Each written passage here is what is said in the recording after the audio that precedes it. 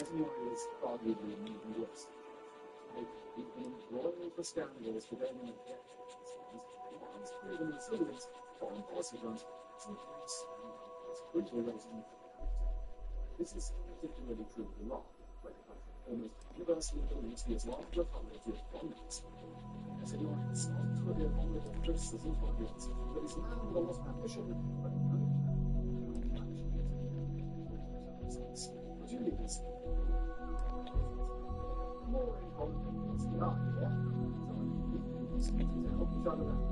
Their respective populations become thoroughly convinced that the other is hell-bent on their own destruction. 97% of Orthodox Israel are pagan, while 2/3 of Jewish Israelis see a car as a proxy status. It is like hard rhetoric plays fantastically well for the rest of the crowd. You're a genocidal dictator. You're worse than Hitler. And they don't mean it. It's moral cynicism. The effect is the same.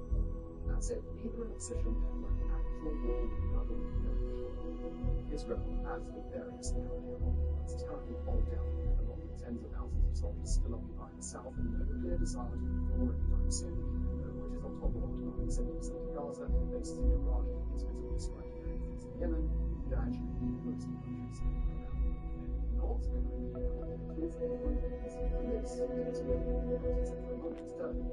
Israel's super advanced is not allowed to play along with the boundaries of a tiny country, which is 9 million people, to engage in campaigns like these. Think about it. Turkey, for context, has a population of nearly 90 million people, literally 10 Israels. And while Ankara's military program likely isn't quite as advanced as Israel's, there are many lives and some defense systems. They are no pushover either. Not only is Turkey producing some world-class drones, but also the same multi-million and dedicated to whether the alliance are actually rallying behind Turkey or behind Israel. Washington in particular is a genuine question. But even setting the Americans aside, the prospect of dragging the rest of Europe into the mix is not one Israel is here to test. Picking a fight on the whole continent is a very different composition than the campaigns Jerusalem is used to running. The same is true of verse 2. Ankara knows that it's not where it need to be for an all-out war with Israel. They're still developing their own missile defense system, the Steel Dome, which isn't expected to come online until 2030 at the earliest. There are some American systems there, including recently developed Italian SAM-T in Konya, but that's a NATO deployment, not a domestic television. It's an Ankara who can defend its own skies. Picking a fight with an adversary flying stealth jets is a do so, and he knows it. And presiding over all of this is a man who both leaders want to keep at least partially on their side, the US president. Erdogan wants back into the F-35 program, and Washington is the only place it can come from, which means picking a fight that spooks the president would cost him the very things he's chasing. That hands Trump a real measure of control over how far this is allowed to go, at least for as long as Erdogan's limits his own chance. It's no secret that Israel has been sparring with Trump more than usual lately, but the two remain allies, and Netanyahu isn't eager to be picking yet another fight with the White House by starting a war with Turkey. That pattern could very well hold for years to come. But the issue with every single component we laid out here is just how temporary they are in nature. Turkey badly wants to achieve parity with Israel on stealth tech, which the F-35 would be the biggest boost, and Turkey that reaches that far is inherently far less convenient for Israel for its part, isn't going to entirely bog down the line with Iran. The man holding the map will get to office by the time 2029 wants to have anyway. Promise that they'll be so dependent on listening to what his successors says. All of these things are very neat issues where you call the audience likely here to stay. The only question now is whether it will remain cold or whether one day it will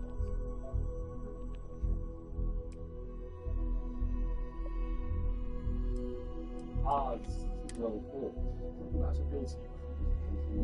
From the Destination to the struggles in Mexico, from the African Horn to Gaza Strip to Haiti, Congo, and Yemen, nations all across the globe are consumed by conflicts. In the 21st century, the moment when people can live healthier, more prosperous lives than at any other time in our history, goes on, and you may entirely justify believing that things are only getting worse.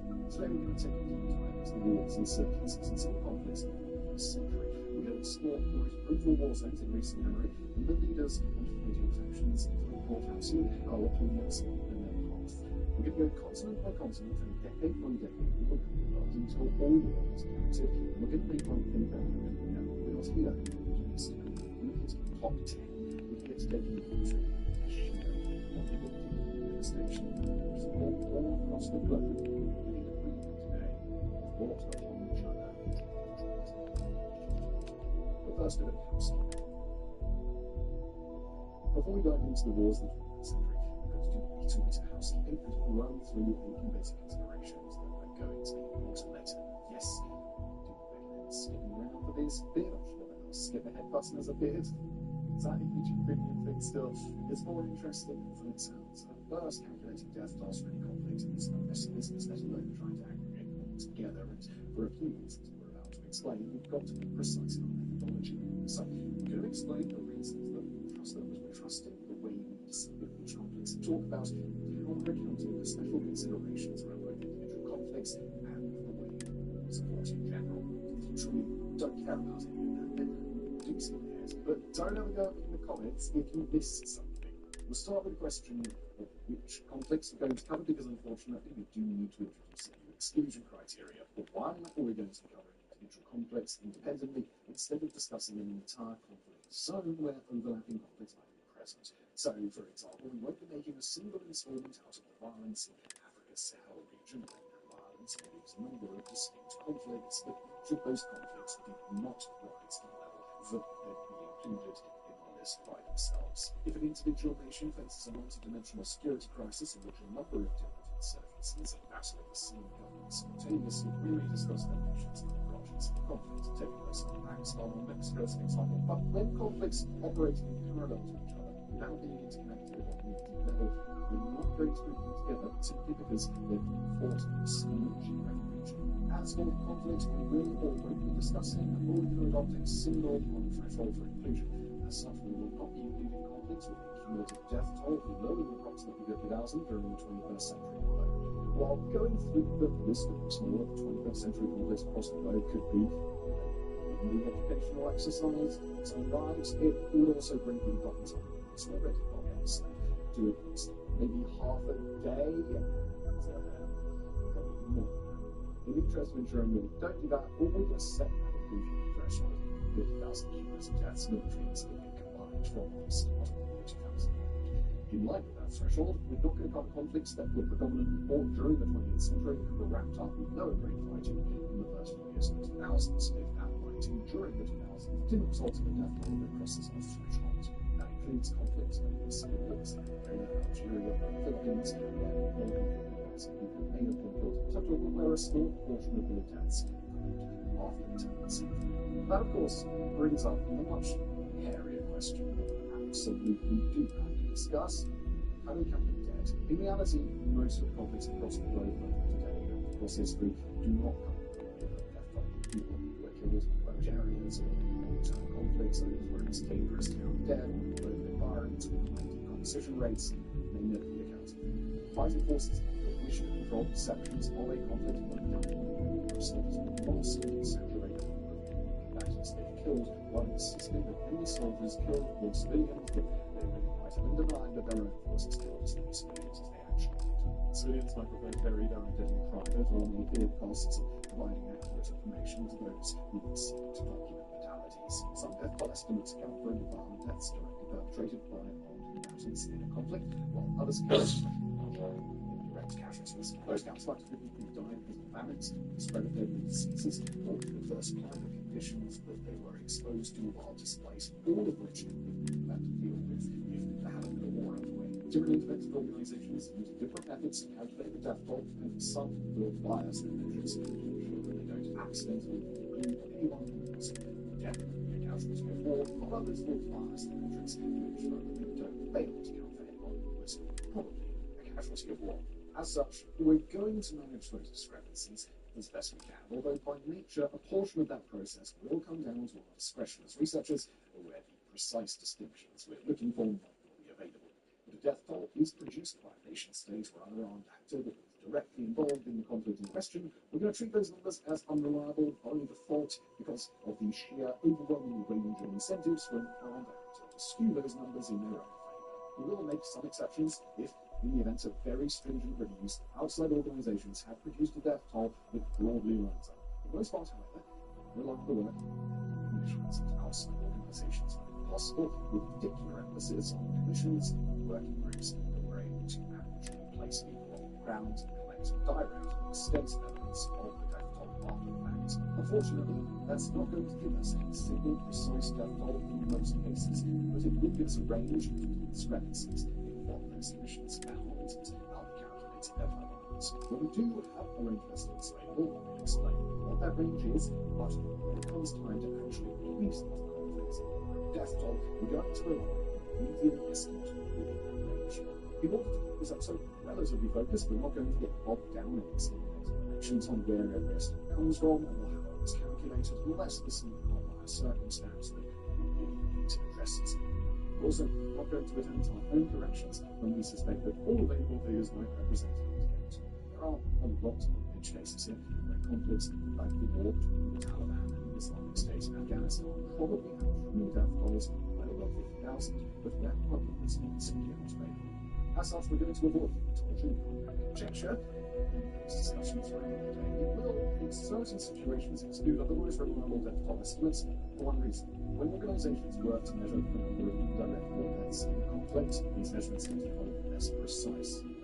It's any effort to compare these conflicts substantially less reliable. As a result, we're going to draw a distinction between indirect war deaths as a result of conflict actions taken by occupied force and indirect war deaths as a result of the larger circumstances of the conflict. If the person dies because, let's say, they're a civilian in a siege and simply went military breach and accident, blockaded by an adversary faction, in a rural area where the fighting faction is deliberately poisoning water sources and raising crops, then those are the deaths that need to be accounted for. But death tolls that aggregate hundreds of thousands or even millions of people who died under the broad circumstances of unintentional famine, devastation of sanitation infrastructure, or other conditions that were not deliberately engineered by any faction in a conflict, well, their death tolls are not going to rely on the purposes of this episode. Make a note that those very high direct death tolls appear, but they won't be factored into our final ranking.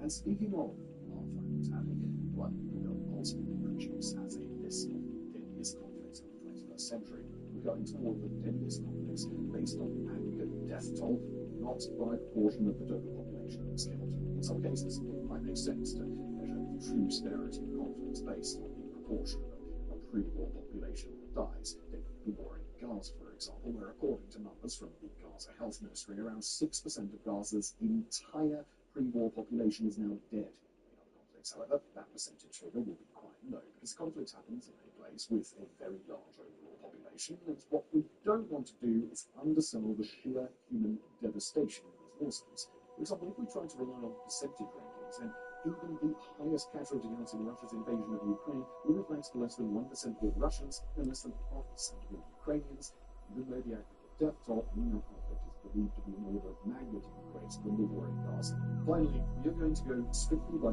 death toll conflict rather than counting the number of internally displaced and the number of people who ultimately became international refugees. Again, that's an interesting and moving topic in itself, but the focus today is on the 21st century's deadliest conflicts.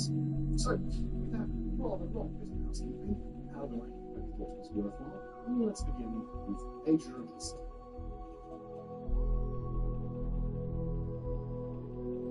Okay, first of all, we turn to Afghanistan, where one of the 21st century's most important wars thus far was also one of its longest. Starting with a fast-paced series of covert operations in 2001, immediately following the 9/11 attacks in the United States, the war in Afghanistan escalated rapidly into a US-led full-scale invasion.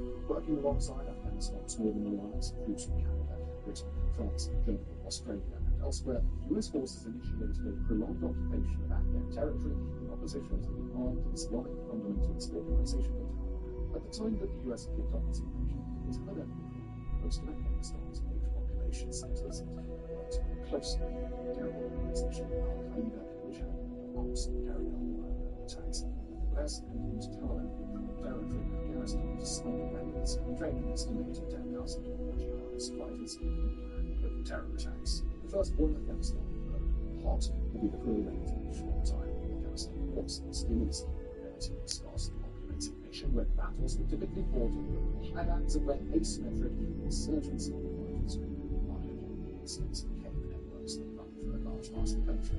The Taliban were well accustomed to the strong warfare and organized combat.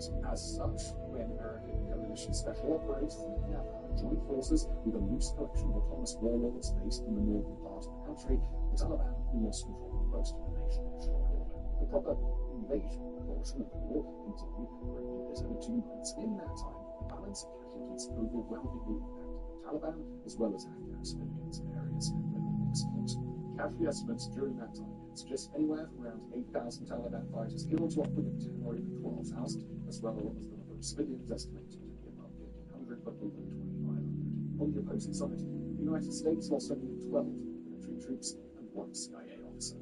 The true extent of the casualties suffered by their allies in the Afghan Northern Alliance are unknown, although the Northern Alliance was heavily engaged in ground battles. From the start of 2002, the complexion of the Afghanistan war shifted and became the sort of engagement that it would remain until America's withdrawal, a long, intense, asymmetric insurgency by the Taliban and blinding air-powered independent counterinsurgent operations led by the US. Al-Qaeda leader Osama bin Laden had been captured during the initial phase of the war. The newly installed Afghan government under Hamid Karzai was fragile at best, and while the United States endorsed and engaged in nation-building projects, its efforts were both costly and ultimately ineffective.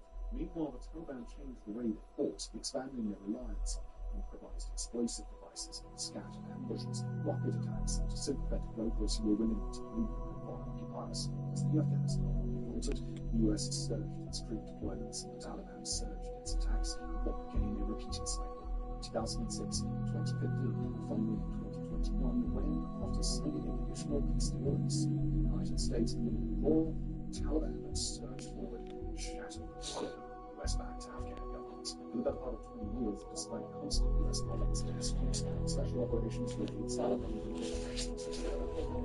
depression and repression sources, because of the asymmetric nature of the conflict during most of the Afghanistan conflict, rules true casualty count is insignificant during debates, as would be the case back in many of the conflicts we're going to discuss. Similarly, because many conflicts are used with certain motives, especially no establishment risk is killed as a direct result of war versus those who die disease, lack of access or water, or direct consequences versus those who die will ultimately amount to losses. On the coalition side of the war, the US lost 2,420 troops and intelligence operators, Britain lost 457, and all of the coalition lost a total of 2 while private military contractors accounted for another 8,970 deaths. Among the West African forces, estimates for the cost of the 5,000. On the other side of the conflict, estimates on the Taliban death toll fall into a very wide range, as low as over 50,000 according to some estimates, and up to 100,000 to others, estimates falling into the 80,000 range. Deaths among Al-Qaeda, the Islamic State Khorasan organization, looked at probably produced 100,000, but probably killed 2 groups. Finally, the true number of civilians more than the biggest power by the cost war project at Brown University around the minimum threshold.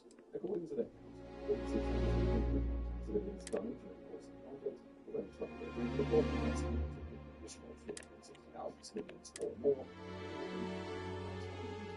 forces. Aggregating those figures, the annual approximate death toll of about 250,000 people, all sides during the conflict, although it's worth mentioning, 1.9 million deaths almost certainly not account. Nor does it account for those who died as a result of their cooperation in the US war. This next war is Pakistan, where the people who see the insurgent conflict in Russia's all right Afghanistan casualty stress of 50,000 social relations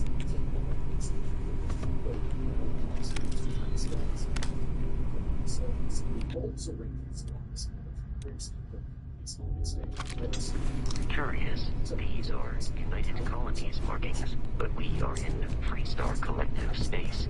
It then stands to reason that this was once a secret QC facility.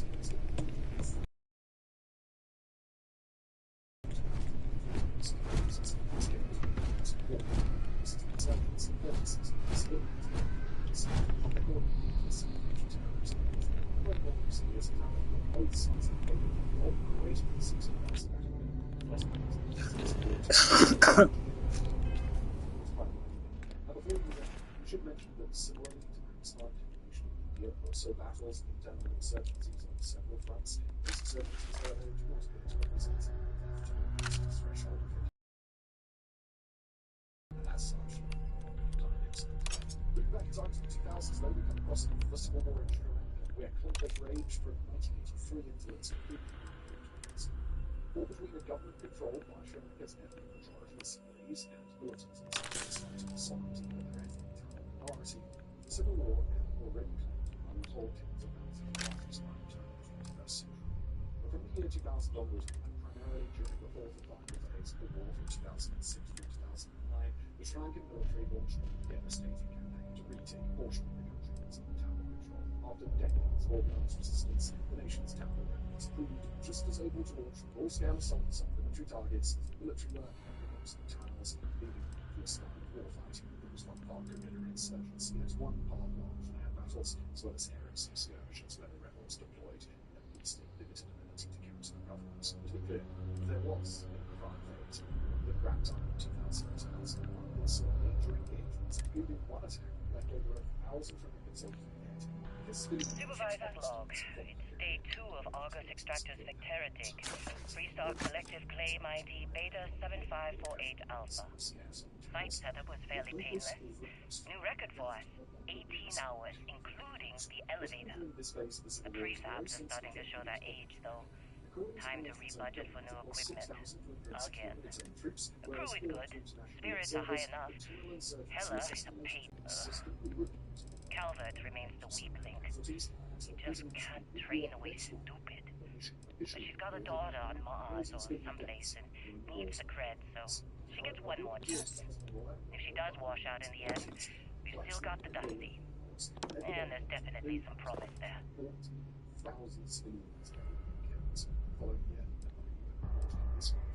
Circulation indicated that civilian death up to 7,000 is the same possibility. Again, these are definite monitors. 3 years of war, with some reports suggesting 250,000 people being endangered just for weeks. To this day, the Iraqi government was not enabled to torture and investigate less favorably than those casualties, while the government side unfortunately established the government ordered those worked to completely disappear. Similarly successful, at a minimum, independent analysis of data for the start of the war with 60,000 dead during just those 3 years, 2006 and 2009. Again, however, there's ample reason to believe that those figures are undercount. Now jumping ahead to today's world, we move to the window of the Civil War in Myanmar, multidimensional conflicts, see the nation divided into a patchwork of government-controlled zones and self-controlled rebel strongholds.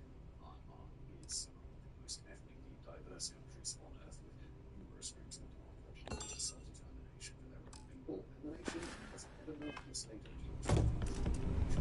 since the youngest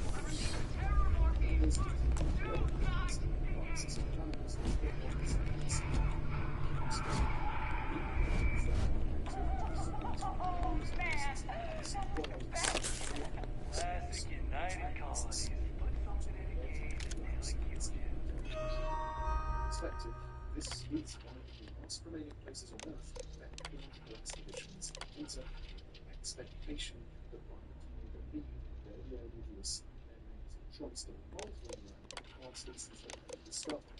Indonesia, the occupying force of this conflict, is very engaged in our rockets it's very extreme.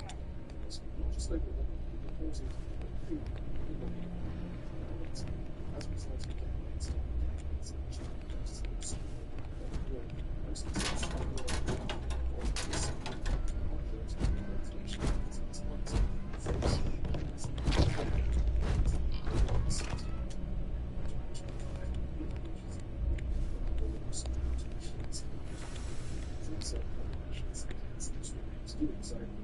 interests of foreign investors and wise capital resources instead of using military to smart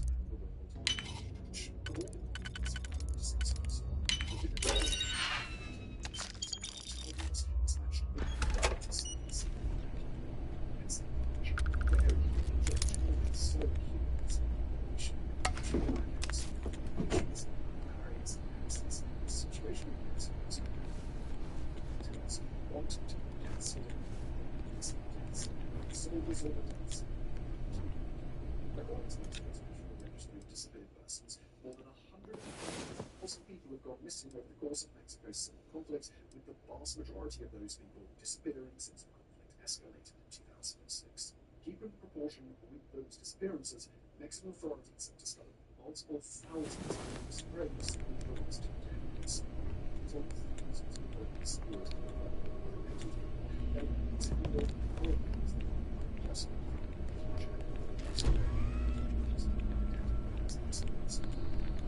Slowed down since President Carter showed up to the home to build around 50,000 disappeared. Is expensive, exponential.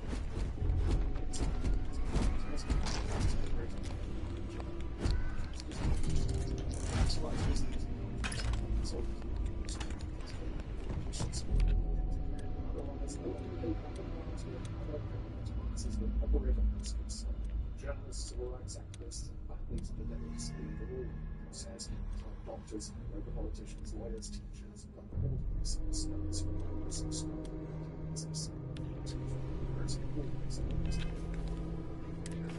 Victory, cartels have gotten very good at collecting their own debt, and in turn, conflicted the legal seriously for risks that worse as a result of this conflict. It is fortunately very effective. It's true. It's not very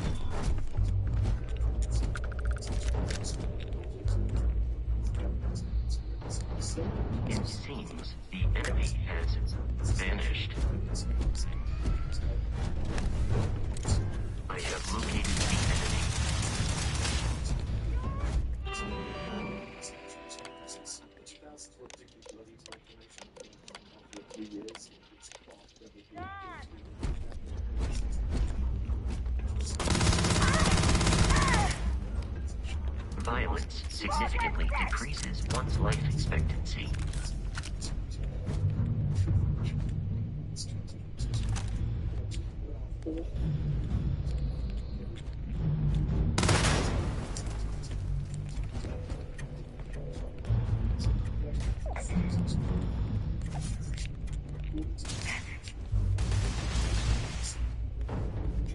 I am no longer detecting enemy activity in this area.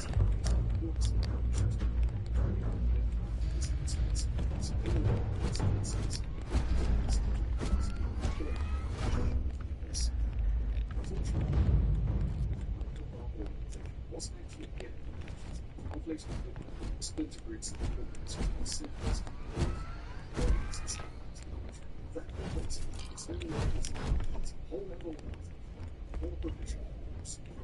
Here! Over here! No mercy! Warning, enemy activity.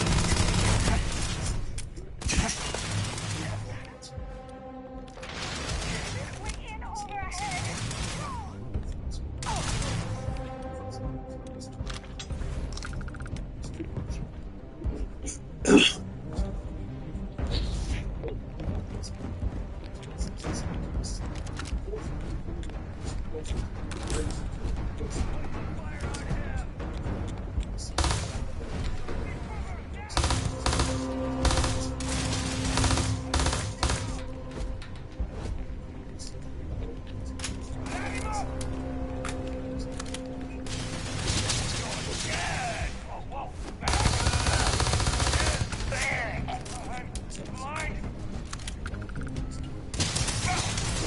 In combat, there is often yelled, kill, kill, kill.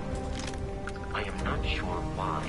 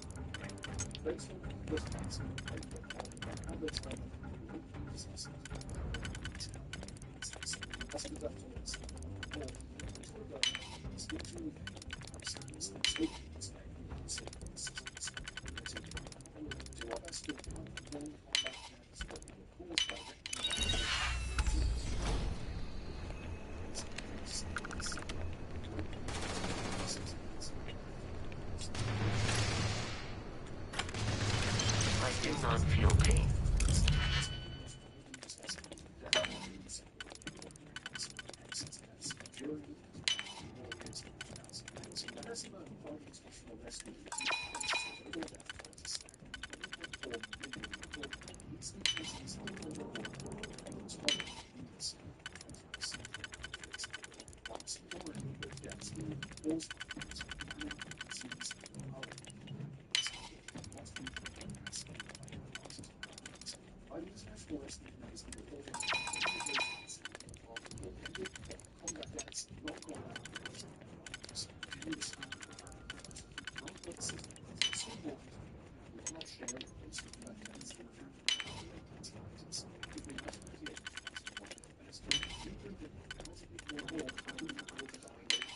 But I hear it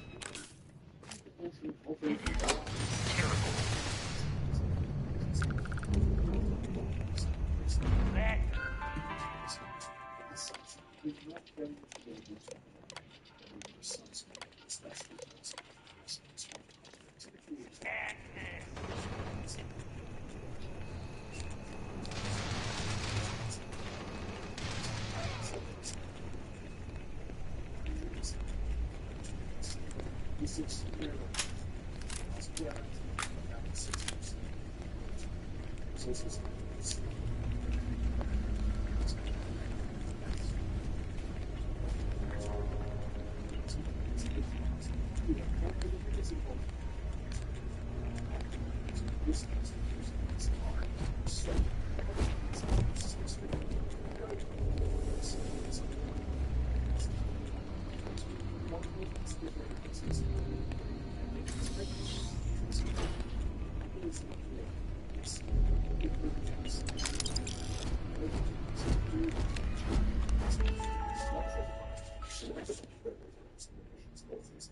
Genocide is estimated to have wiped out as many as 40% of the Congolese population in an incredibly prolific extermination campaign that drew allegations of rampant crimes against humanity, even reports of widespread cannibalism carried out by the perpetrators. Regarded as human by the rebel factions, with their flesh prized for its supposed magical properties, the pygmies of the Tuareg province were targeted at a moment when most international lobbies were focused on establishing and preserving a ceasefire across the rest of the nation.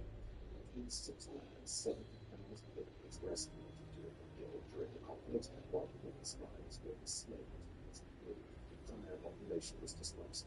Adding up that toll to our current number, we come to a figure between 210 and 220,000 people killed as a direct result of the violent move during the 21st century years of the Sony higher death toll is likely, but unfortunately the source material of this conflict is insufficient to support a higher estimate of the level of precision.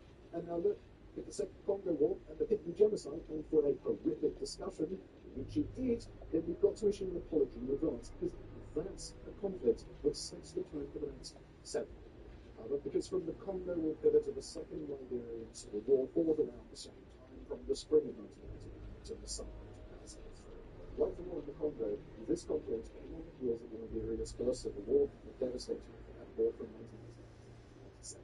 That earlier conflict saw a death toll of roughly 200,000 people, 1 of every 17 people among the pre-war population, in battles characterized by stunning levels of human rights abuses. That first war ended with the ascension of President Charles Taylor, who leveraged Libyan bounding and orchestrated the conflict over to his predecessor. Unfortunately, given that Taylor and his fighters appear to have a truly incomprehensible acts of torture and massacre, and that Taylor had won his presidential campaign with the slogan, quote, "He killed my ma, he killed my pa, but I will vote for him," it really shouldn't have been surprised that the situation in Liberia was going to keep being awful. But Charles Taylor wasn't only a despotic figure in Liberia. Instead, he very quickly made a point of backing insurgencies in neighboring countries, and in response, with the more seemingly piracy incoming, those neighboring countries then backed insurgencies to fight him. Those insurgents, fighting in a coalition led by the African Organization of Displaced Liberians, staged an invasion of the country in neighboring Guinea, in which poured money and military hardware into the rebel offensive. In response, Taylor mobilized not only the nation's military, but a wide range of loyal and semi-loyal militia factions, and Liberia very quickly descended into chaos once again. In a slow, grinding, asymmetric run offensive, Liberia's rebels worked their way to the outskirts of the capital after about 3 years, and momentum slowly started to reverse a second insurgency popped up in the Liberian south, backed by the Ivory Coast. And the pressure from all sides, the siege in the capital city that was shelled relentlessly by the rebels as the country was taken over, Attila finally resigned in August of 2003, thus collapsing his government and ceding power to a transitionary government. The Second Liberian Civil War was a war for its brutality, the sheer death toll of child soldiers, the unrealistic conflict on both sides involved addicted to cocaine and other drugs that would attempted by their military superiors to establish and control, partially because of the sheer scale of devastation already achieved during the country's first civil war. The second go around, and with a much lower death toll, estimated to around 50,000 lives, as opposed to that of 200,000 during the prior conflict. Again, the second conflict war, this is a conflict that did span over the 20th and 21st centuries, but in this case, the vast majority of the fights, including the most intense phases, all took place from the year 2000 onwards. As such, we're assuming that the 21st century death toll from this war is only slightly less than the overall death toll. And from Liberia, we turn to Sudan, where we're going to stay for a while as we discuss three major conflicts in sequence. The first is the war in Darfur, starting in February 2003, arguably ongoing today. How you distinguish between one conflict and the start of another. For our purposes, though, and to distinguish between this conflict and the war in Sudan's Darfur region, we'll discuss the war in Darfur from its start in 2003 until the negotiation of a ceasefire deal started in 2010 that put a temporary stop to the worst of the fighting.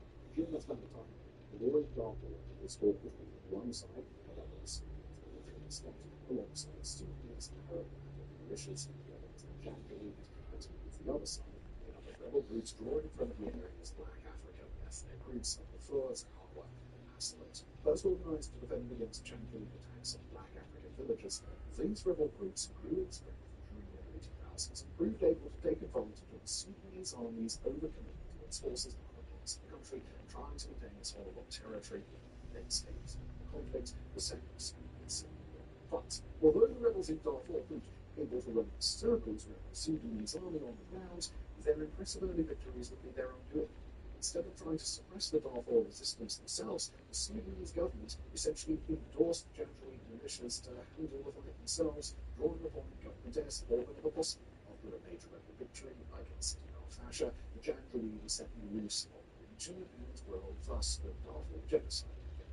Over the following years, Janjaweed fighters would carry out unpredictable and overwhelming attacks against not only the rebel opposition, but the civilian communities that those rebels were trying to protect. Sudan's rural population centers, specifically the ones inhabited mostly by non-Arab residents, took the worst of it, with villages razed to the ground, ordinary people killed indiscriminately, and brutal sexual violence leveraged as a weapon of war.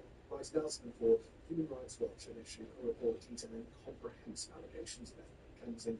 That report, and others like it, were not enough to prompt an effective intervention in the conflict. In Darfur, the genocide continued in force for multiple years before slowing down around mid-2005 as tensions ramped up between Sudan and Chad. The wider Darfur war would continue in supplementary periods of greater or lesser intensity through 2010, but after a long pause, it picked back up again in 2013. The early phase of the Darfur conflict, with its Darfur genocide, is another of those cases where non-combatant deaths on the periphery of the war make up a large share of the overall deaths. In this case, however, a high proportion of those non-combat deaths were due to starvation, food shortages, and the spread of disease at a rate that was almost entirely uncontrollable. This is why we made our earlier discussion about non-combat deaths, where sometimes starvation and disease threatens life in the war zone, because alleviating those conditions is very difficult when the war is ongoing, but sometimes starvation and disease are themselves used as weapons of war. The Darfur genocide was very much like that, with Janjaweed militias in particular leveraging scorched earth campaigns to systematically destroy agricultural lands, herds of livestock, sanitation, and clean water infrastructure, and mechanisms through which ordinary people might receive aid. As such, while taking the full death toll from the Darfur genocide, the groups of people who typically wouldn't be a part of the inclusion group, those people are a relatively small share of the total killed as a result of the genocide. That figure, according to estimates that account for the long tail of ongoing ethnic killings after the worst of the violence had passed, is roughly 300,000 people dead. The death, the early death toll from the Janjaweed rebel and Sudanese military combatants is a difficult place, given that all sides took care to obscure their casualty figures, and together rebels were counted as victims of the genocide. According to United Nations estimates, around 15,500 people were killed in battles from 2003 to 2007, not including instances where villages or towns were overrun with blissful resistance and accounting of following this war until 2010 will raise our rough estimate of overall death to 320,000. We will mention, however, that death toll estimates for the Starfield conflict tend to vary widely. For example, in January 2010, a study published in The Lancet established a range for the overall death toll potential as low as 178,000 or as high as 461,000. From Darfur, we move to the lands known today as South Sudan, where we've got to talk about the South Sudan Civil War. Starting in December of 2013, less than 2.5 years after South Sudan gained its independence, the war was ultimately a battle between two men who remain political giants in South Sudan even today. The nation's current president, Salva Kiir, and the man who was vice president until he was suspended and put on trial in 2005, Riek Machar. Back in 2013, Kiir accused Machar of trying to stage a coup in an election. Man, I told you not to do this, man. Look at this. Look at this gay ass man, bro. Hold on, hey, that's my girl, bro. Hey.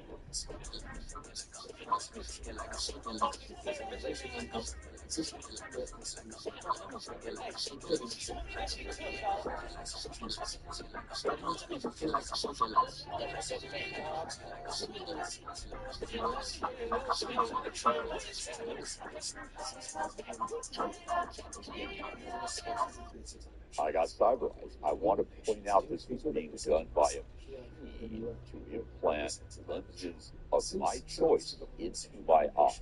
I looked at that and I said, at the end of it, I said, so you're my river doc, aren't you? You were asking about what kind of technology I would want. I had it done to me. In my family, cataracts run. Eventually, my doctor said, you're getting cataracts. Before they get in there, you should get your eye fixed. Okay, so there I'm going, yeah, right, this is going to be interesting. I go in and my doctor, he says, okay, so we're going to do one eye 1 week and do the other eye the next week. And I said, okay, it's going to be really painful. He said, no, not at all. I'm like, right? You're going to cut into my eyeball and you're going to put in lenses. And she said, yeah, what kind of vision do you want? And I went, what do you mean? She said, you were really farsighted before. Do you still want to be super farsighted? Do you want something moderate or close up? I said, well, okay, I'll take moderate. I will just and she goes, okay, great. So I go in the next week, sits me down in a chair, kind of like a dentist chair. They hook me up to an IV and she says, this will just help you relax, but you can't really sleep because you have to have your eyes open. Okay. Literally what happens is, as I perceive it, 10 minutes later, she says, okay, you're set. Open your eyes again. And I went, what? What they had used was a drug that basically wipes out your short-term memory about every 50 seconds. They're going in, and I forgot about it already. I looked at that, and I said, at the end of it, I said, so you're my river doc, aren't you? And she laughed at it because we had talked about what to do. There had been no pain. I had to put some eye drops in, and I wore an eye patch for like a day. Then I took it off, and everything was like insanely bright. Basically, it was like somebody put cyber eye in. And I went, whoa, okay. So I went in the next week, and they did the same thing, and I didn't remember any of it again. And then both eyes were really good. I want to point out this is being done by a machine to implant lenses of my choice into my eyes. That's amazing. I got cyberized. And, you know, with a little work, I could probably do more than that. I've seen designs now that have photographic capabilities. And a friend who had her eyes done, and she changed her eye color. I always wanted green eyes. You got green eyes now. Actually, the funny thing about it is that I told my doctor, yes, you're my river doc. And it happened. You guys at CD had given me a really big, bright neon sign for Kuroshi Optics, which was too bright for my office. But I gave it to her. And I said, since you're river doc, you get to have Kuroshi Optics sign in your office. So somebody comes in, they recognize it. And she thought that was pretty funny. So, yeah, I have a river doc. I got cyberized. I want to point out what is it now? Before eventually being The cheapest things. yeah, that's while the arms seized the evidence so that they tanks were laid off, critics have found direct successes to scandally foolishness of the dark or genocide, taking over territory. All right, that's it. I'm breaking character. And about Vital Farms has millions of hens across several hundred farms. That means tens of thousands of hens per farm. So if you have that many hens that are outside most of the time, the way people paying $8.99 a dozen think that they are, that means you're going to see lots of hens absolutely everywhere. Unless, of course, you go to the edge of the pasture and point it where, like, some of the escapees have gone. For example, this is the edge of our farm, and oh my God, so much room for activities. No, there are chickens everywhere, and I only have 3,000 of them. Is chickens drinking over y'all? Is chickens all up in the woods, all up in y'all? Ooh, flee. There's chickens in the grass, all up in y'all, and over y'all, and even over y'all. Even more chickens hanging around these feeders over y'all. One whole ass chicken just waiting. Chickens up in these nest boxes right here. Yeah, I'm about to put some hot sauce on your children. At our farms, the chickens have to come outside to eat, and then if they want to drink, they have to go all the way over there. See how they're running this way and that way? Do you see? When they're done beating the hell out of this part of the pasture, which they have just about finished, then they're going to move the feeders and the waters. Move.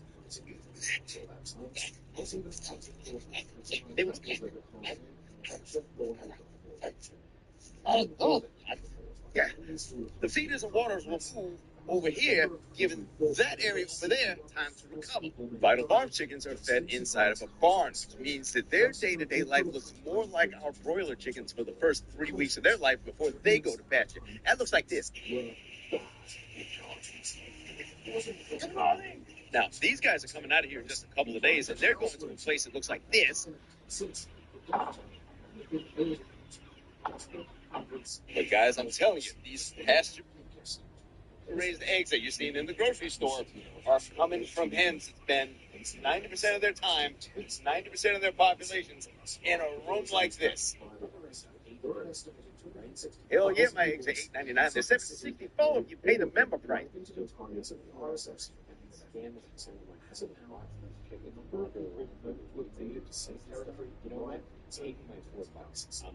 Need to give me your $4 so old girl here can afford to pay attention because you outside the fence. Anyway, if you want real pasture-raised stuff at a halfway decent price and you live in my area, then you know what to do. That's www. What is it now? Yeah, that's right.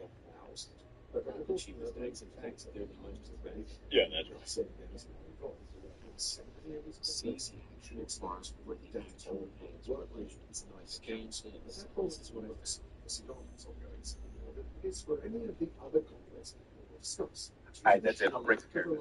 And about Vital Farms has millions of hens across several hundred farms. That means tens of thousands of hens per farm. So if you have that many hens that are outside most of the time, the way people paying $8.99 a dozen think that they are, that means you're going to see lots of hens absolutely everywhere. Unless, of course, you go to the edge of the pasture and point it where, like, some of the escapees have gone. For example, this is the edge of our farm, and oh my God, so much room for activities. No, there are chickens everywhere, and I only have 3,000 of them. Is chickens drinking over y'all? Is chickens all up in the woods, all up in y'all? Ooh. There's chickens in the grass, all up in y'all, and over y'all, and even over y'all. Even more chickens are hanging around these feeders over here. One whole ass chicken just waiting. Chickens up in these nest boxes right here. Yeah, I'm about to put some hot sauce on your children. At our farms, the chickens have to come outside to eat, and then if they want to drink, they have to go all the way over there. See how they're running this way and that way? Do you see?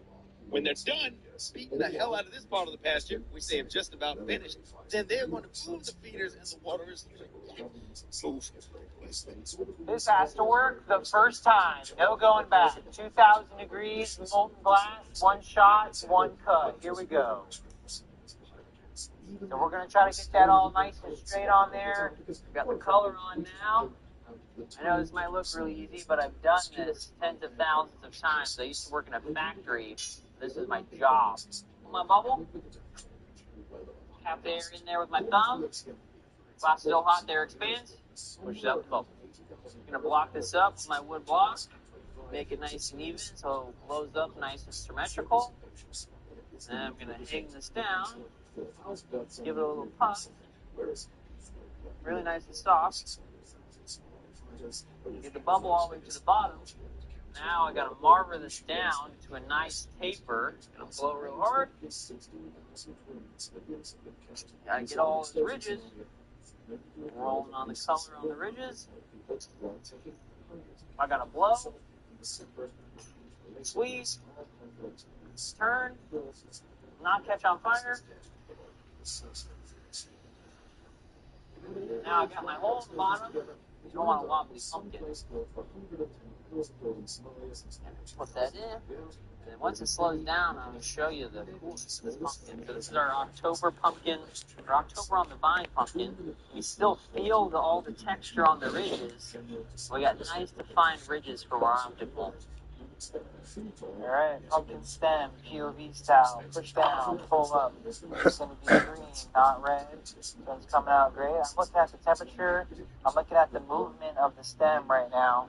This is all really hot. I'm trying to adjust my hands right now. Like, it's freaking hot.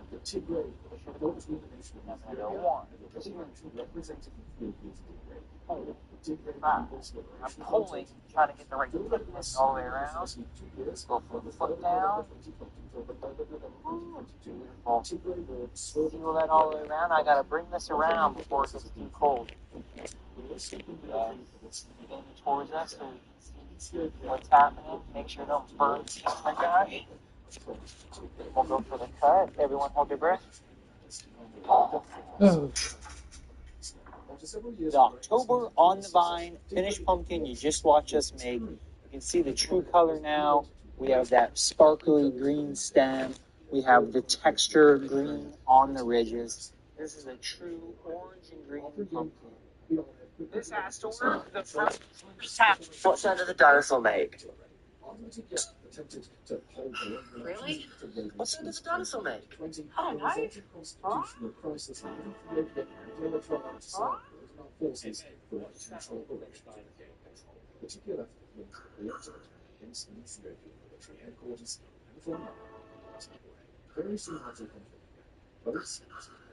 Hey, Mallory, what sound does a dinosaur make? Like a T-Rex. Destiny,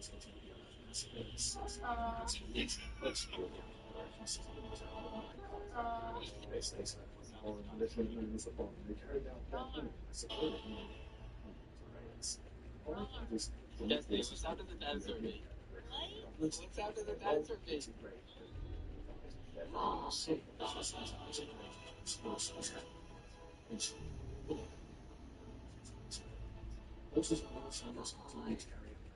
What sound does a dinosaur make? What sound does a dinosaur make? Really? What sound does a dinosaur make? Oh, nice. Huh? How long have you been doing stand-up? This is the second time in 10 years. Second time in 10 years. And you're from Russia? From Mexico. Oh, okay. This is Mexican accent. That's a Mexican accent? Yes, sir.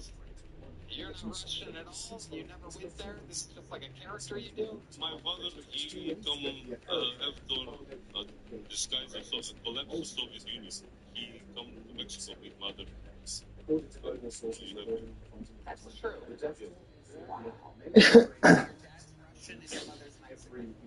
They're both Mexican.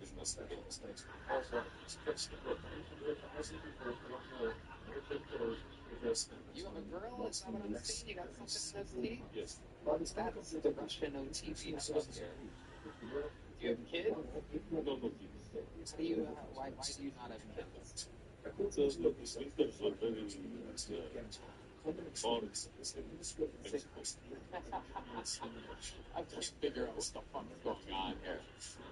I can't, this makes no sense. Is that your real accent? Yes. You really sound like that all the time? As people can say, Mexicans with my touch on Often Tell me about it. Yeah. Yes, and I think, the most problem, biggest, there is simple solution. I cannot wait to hear that. You stop advertising them.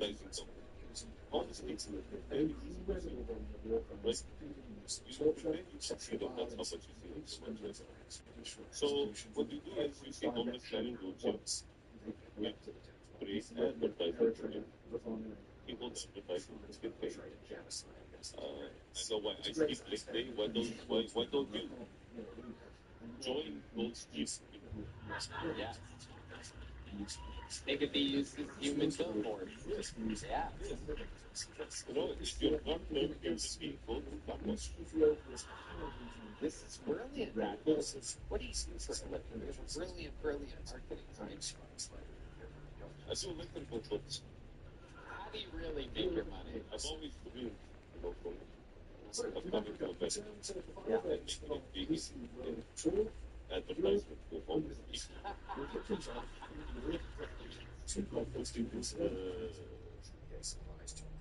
But the report about the depression.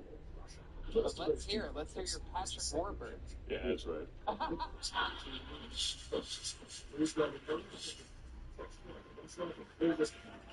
How long have you been doing stand-up? Floyd Mayweather leads the weapon.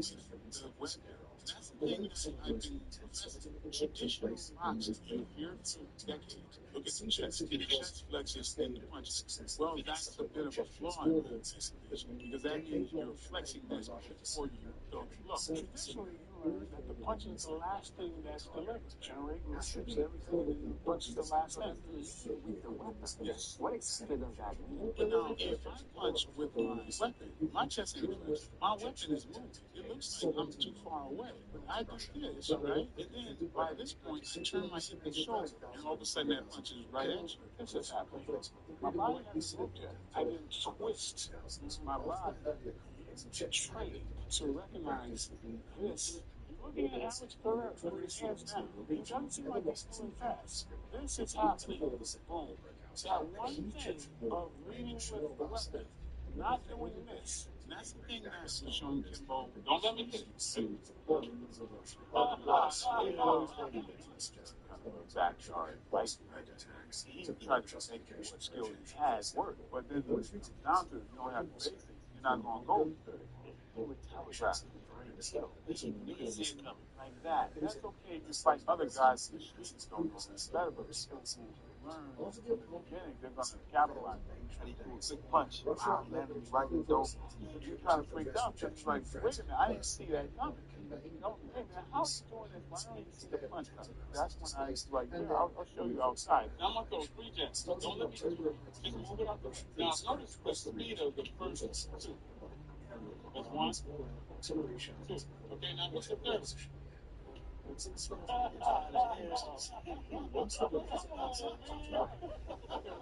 I used the back. Those I'm going hard. How do you have it? It's just the way I'm going. I'm going straight. I'm not telegraphing. After Russian body very much again, it's another people to smash the Chechen resistance elsewhere, and France. Russian forces carry out That's the start of the war. That's the thing that I've been professing. Traditional boxing, you hear for decades, look at the chest. The chest flexes in the punches. Well, that's a bit of a flaw in this because that means you're flexing this before you throw the blow. Traditionally, you learn that the punch is the last thing that's delivered. Generating my hips, everything, the punch is the last thing. With the weapon. Yes. What exactly is says? It's so this is the world's first ultrasonic chest knife, and I had to try it. So I got my hands on it. This is the knife, and it's actually sitting on a magnetic wireless charger because battery power. So I get the idea. Hold down this button, and the handle will send shockwaves through the knife blade at 30,000 miles per second as I hold it. And then you can see it working, and this light is on. I'm holding it right now. Feeling actually kind of. Here's a really good story. Water.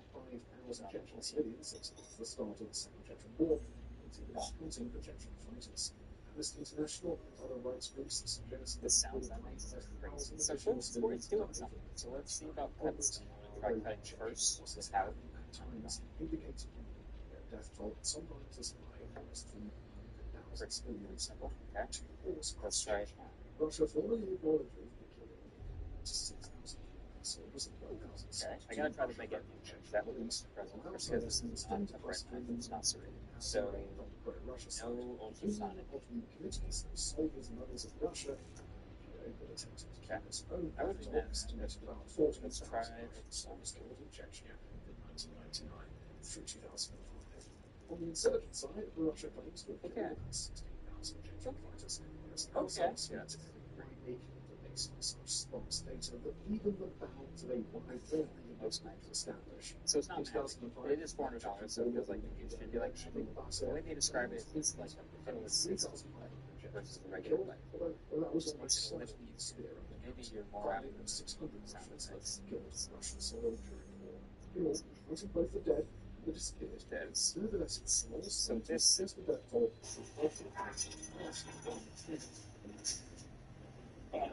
guys, I start the video. For that reason, including the secretary. Welcome inside my car. Want to break away?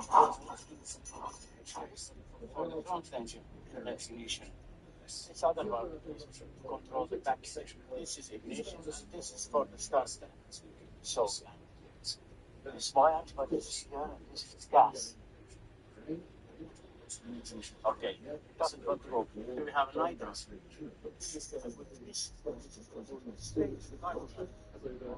Let's use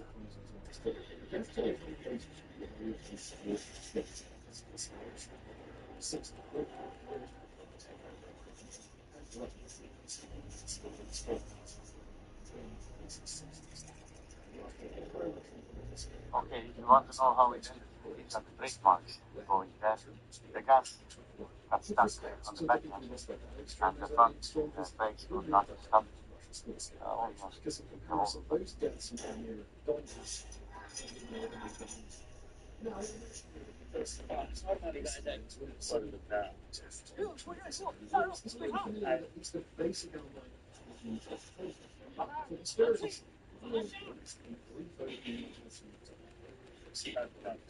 After decades of maintaining continuous balance of Russia and the Soviet regular space,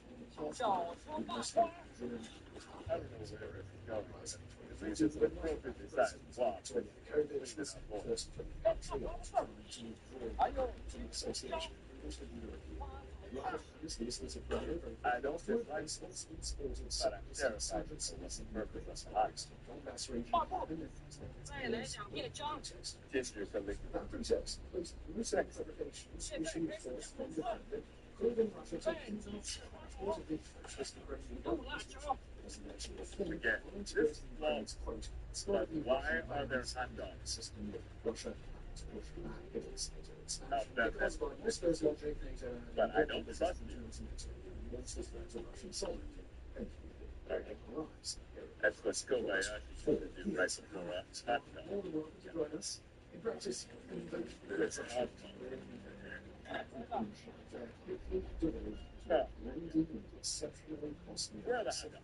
After Russia's free colonies, I Ukrainian forces got to destroy vulnerable Russian national people, entrenching defensive positions, You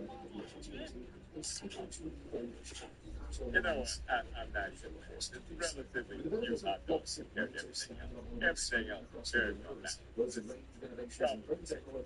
It's a bit of a game, even game like exceedingly minor territorial losses in most areas, launching counter-invasion attacks, to Russian territory, missiles, and drones. interesting. Russian controlled and creating airspace. Russia, of course, has achieved What are you doing? victories, including with non-state Russian forces. It's been able to pull Ukraine to a war of sheer attrition, conflict in roots and You've been for a gate or a billion. Looks like every billionaire others. in keeping with that style, Big in communist China, eating better than Americans. both sides, but because both Ukraine and Eating out Russia of a dog did is just genuine. loss isn't exactly each other's. I've seen it as I think of this stuff.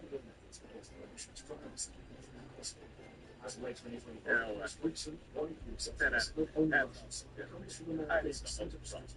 Only recommendation I make set up divided. CSIS report boasts the total number of Russian casualties at more than 950,000.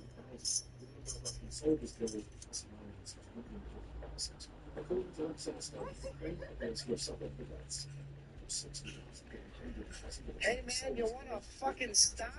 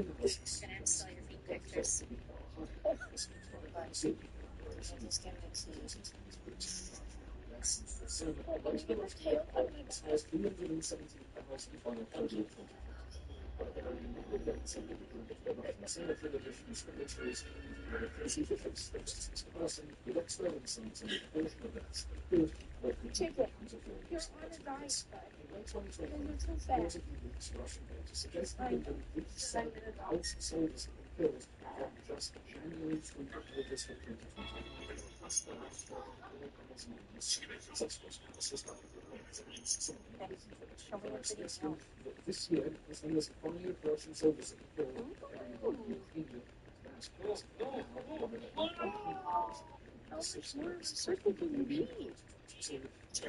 Ukrainian as the Ukrainian yes, there's 20 from the Muslims documented just a little over 80,000 Ukrainian fighters dead by the end of 2020. So about 162,000 overall, although deserters are suspected to have this was the official estimate of the numbers of patients that suggest that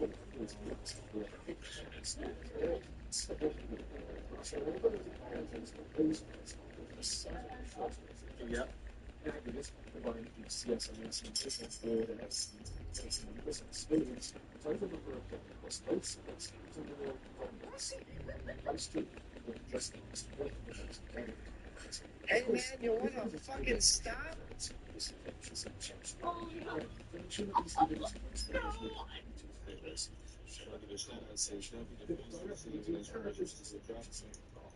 By the way, just a quick word to any of those listening viewers who are still watching. The category also does atrocities, doesn't make all atrocities any less atrocious. In the 2003 invasion of Iraq, 6 million years of occupation was a civil war. Relative to when the United States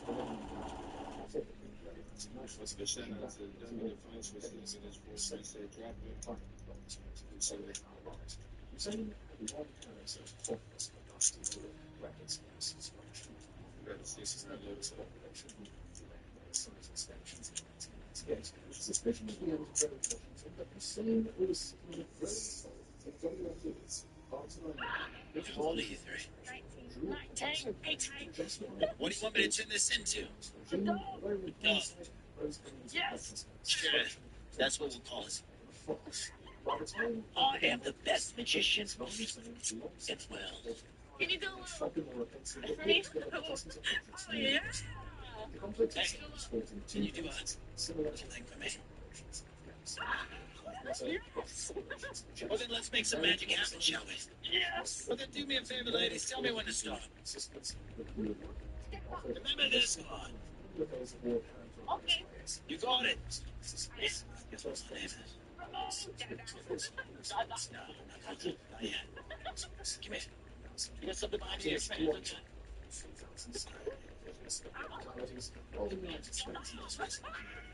You kidding me? You're damn right.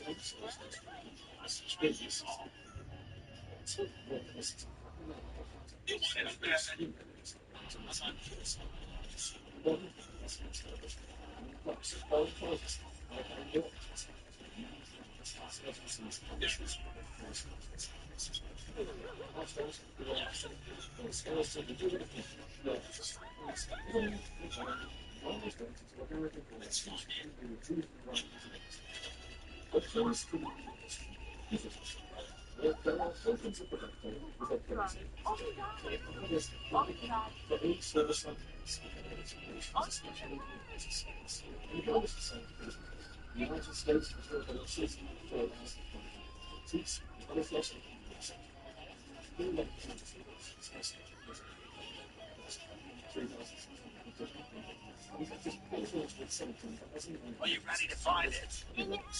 But I need you to give me one thing. Watch.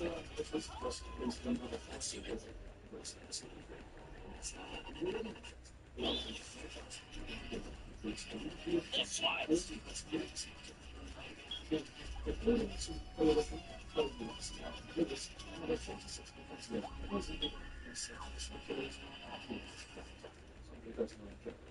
But it's a whole deck and sevens and those. Well, I'll tell you how I did my trick. But you will have to give her a kiss. Yeah, yeah.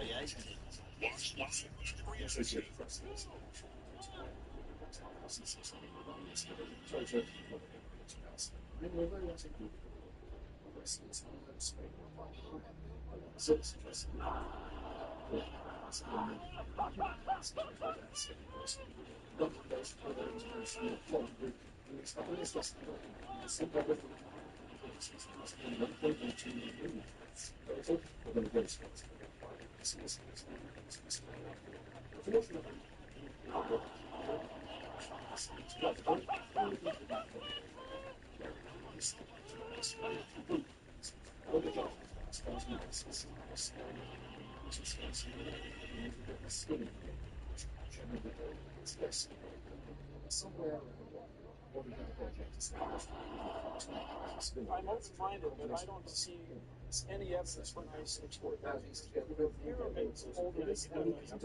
How would you convince them that they're right? Actually, Mr. Ham, that's my biggest concern. I tell you my biggest concern.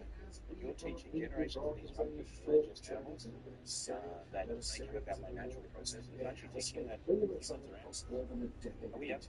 Yeah. So all life is related, right? From your perspective, all life is related. Certainly, if it is, one of the fundamental discoveries. Yes. So we're related to one another. Yes. What makes you think we're not related? What evidence do you have that the DNA in bananas, the DNA in E. coli, the DNA in ancient cave bears? What evidence do you have that we're not related? Besides, just so we're clear, Okay. Do you have any evidence that, as you know, all life is basically all life is built on DNA? And DNA is an information system language. So, do you have any evidence that matter produces a language system, matter produces information? I mean, there are billions, trillions of bits of information.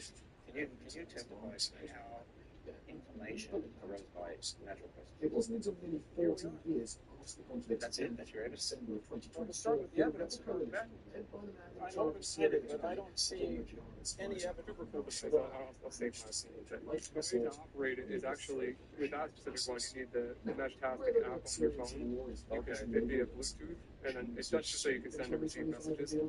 But there are certain ones you can buy that are pre-built that look like Blackberries, actually. They have like little keyboards on them, and they connect in with the mesh, and then you send a message from the actual device itself and receive messages on the device itself. That is just a Bluetooth thing, so your phone's going to be your So the message goes from your phone to this through the mesh network. I'll show you right now. So that's the rest of the mesh. Exactly.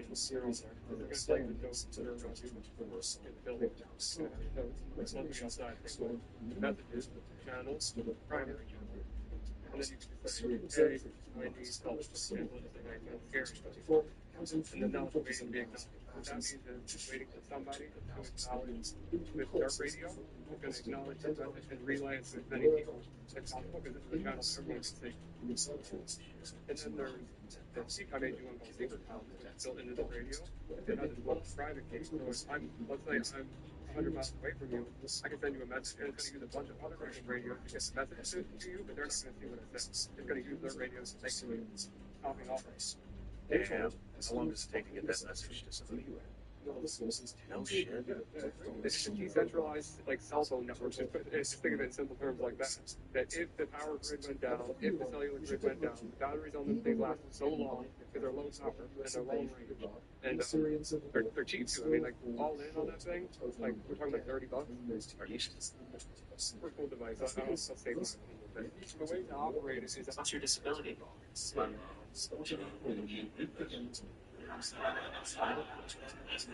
What does she drug use? That's not cool. Because of the number of deaths, Can you give your son this man?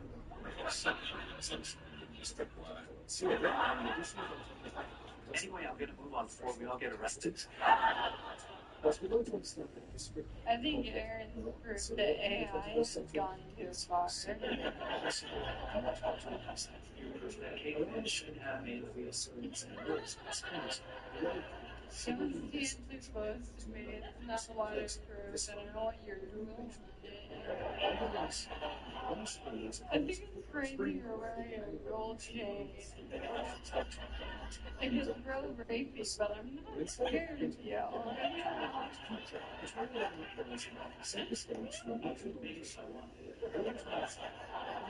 Hey, a boy can drink. Alright. That's important. I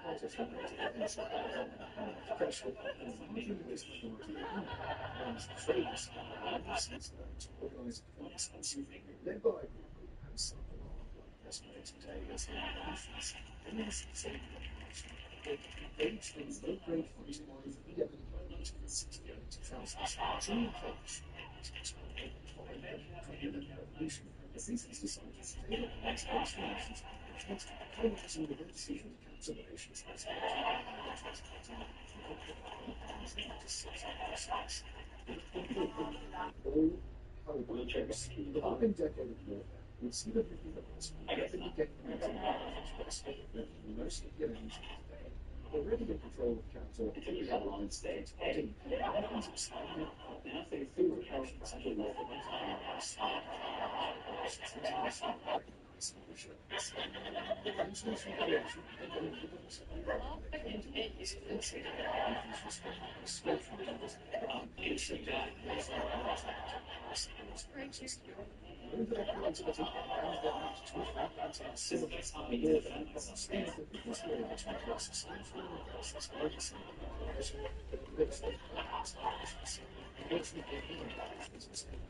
Why did you have a forehead tattoo? I've been through some hard times, but I don't have a forehead tattoo. I have a therapist. You should get a better therapist. What's the tattoo say? That doesn't seem very accurate. I think we getting a tattoo saying not retarded. It's your disability.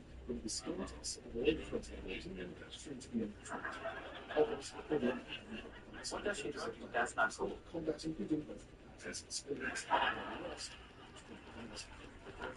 Give your son that man. Anyway, I'm going to move on before we all get arrested. I think Aaron's proof that AI has gone too far.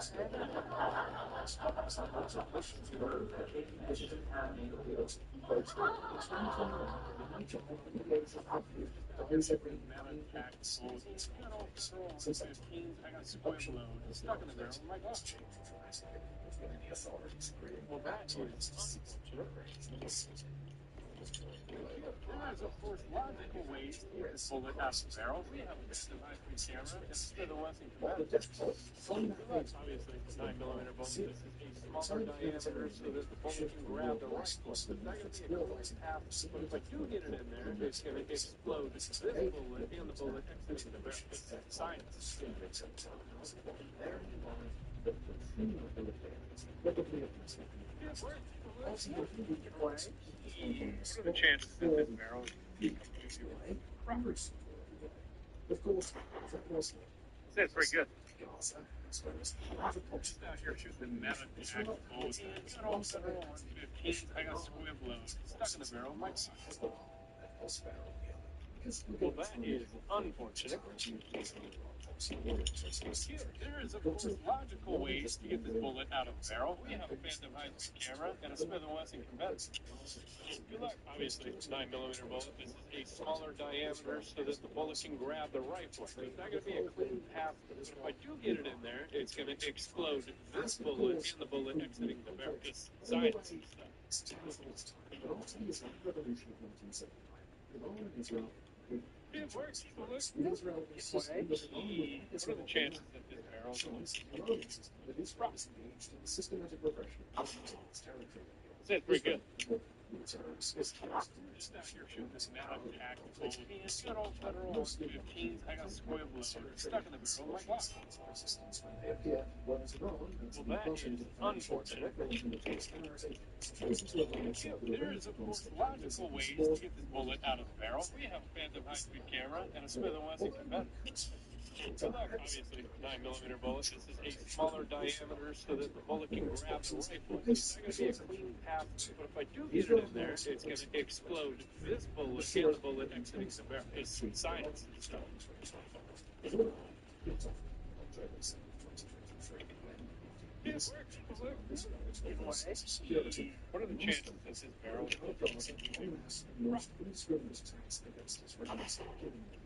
That's pretty good. Just out here shooting this metal tactical. Got all federal 15s. I got squib loads stuck in the barrel of my Glock. Well, that is unfortunate. There is, of course, logical ways to get this bullet out of the barrel. We have a phantom high-speed camera and a Smith & Wesson competitor. Good luck. Obviously, 9mm bullet. This is a smaller diameter so that the bullet can grab the rifle. It's not going to be a clean path, but if I do get it in there, it's going to explode this bullet and the bullet exiting the barrel. It's science. History is relevant and intensely as prices. It works. In a way. What are the chances that this barrel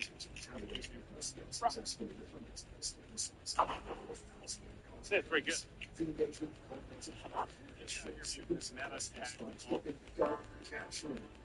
What's going on, guys? I'm curious, have we ever stopped to question how much of what you see is actually real? What's Aquí voy a estar haciendo los ricos tipo. Oh, it's got to look like a plastic. But more importantly, we don't have hundreds of thousands of flies, 5W30 cookies. Y con la tortilla que tiene, que salió, se le quedó una puntita y aplastado. Y la otra también. She did her tortillas so fluffy. I just bustle up. They don't turn into a pocket of their life. Y aquí la voy a estar golpeando que quede bien. It's going to be just rare enough. Y aquí va otro. You could adopt me for a week. Y aquí voy a estar golpeando el otro. I've been told I'm in things in Connecticut and Ethiopia. I fit right in. Y aquí lo voy a estar picando que quede bien doradito. Y el otro. Yeah, that's right. I'm ready. Spatulas for nothing. Honey, throw away all our spatulas. Y aquí lo voy a estar haciendo todo. I have no idea what to say. It gives the sound. Y aquí lo voy a estar picando bien calientito. There it is. That's the one surface I can spot. Sharpen your knives. And please. Que queden bien picaditas. Us boys that are sinking sleep and then beat you on my tongue gloves. Y aquí me voy a estar preparando. Get those tortillas. Y aquí va el guacamole. That's what we call it. Tanto is yours. y échale más. Lájale, aquí te están tocando y échale. Las papitas al gusto. Y de la otra también. Dos chitos de sal. Dos. Como que dos saludos a todos que no los I want a beef pie. Exercise my free will. What? All I'm saying is don't give me attitude.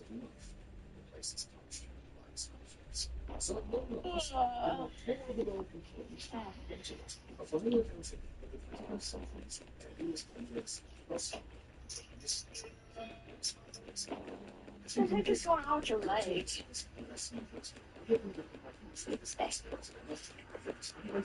I apologize.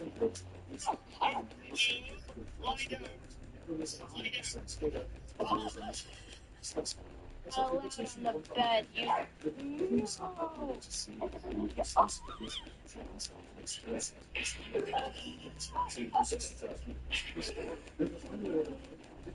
Man, come here. Go. Go. Benji. Benji. Get your son off the door.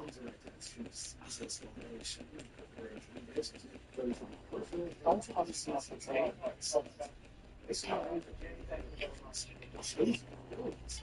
What?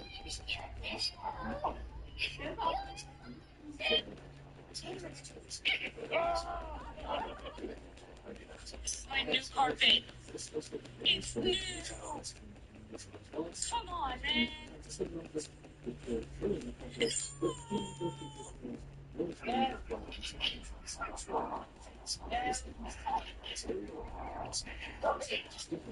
You take 6 feet back. Back up. Back up. I don't know why you even left it open. If you was dying, you'd have came. Girl.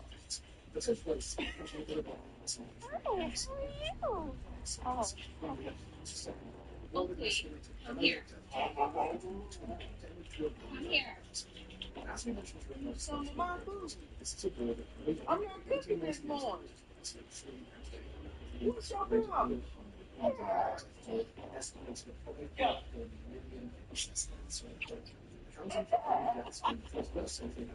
Bagel.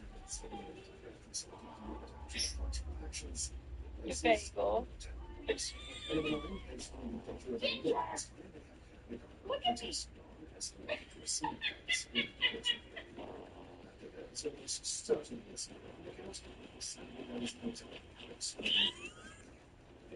All I'm saying is don't give me attitude.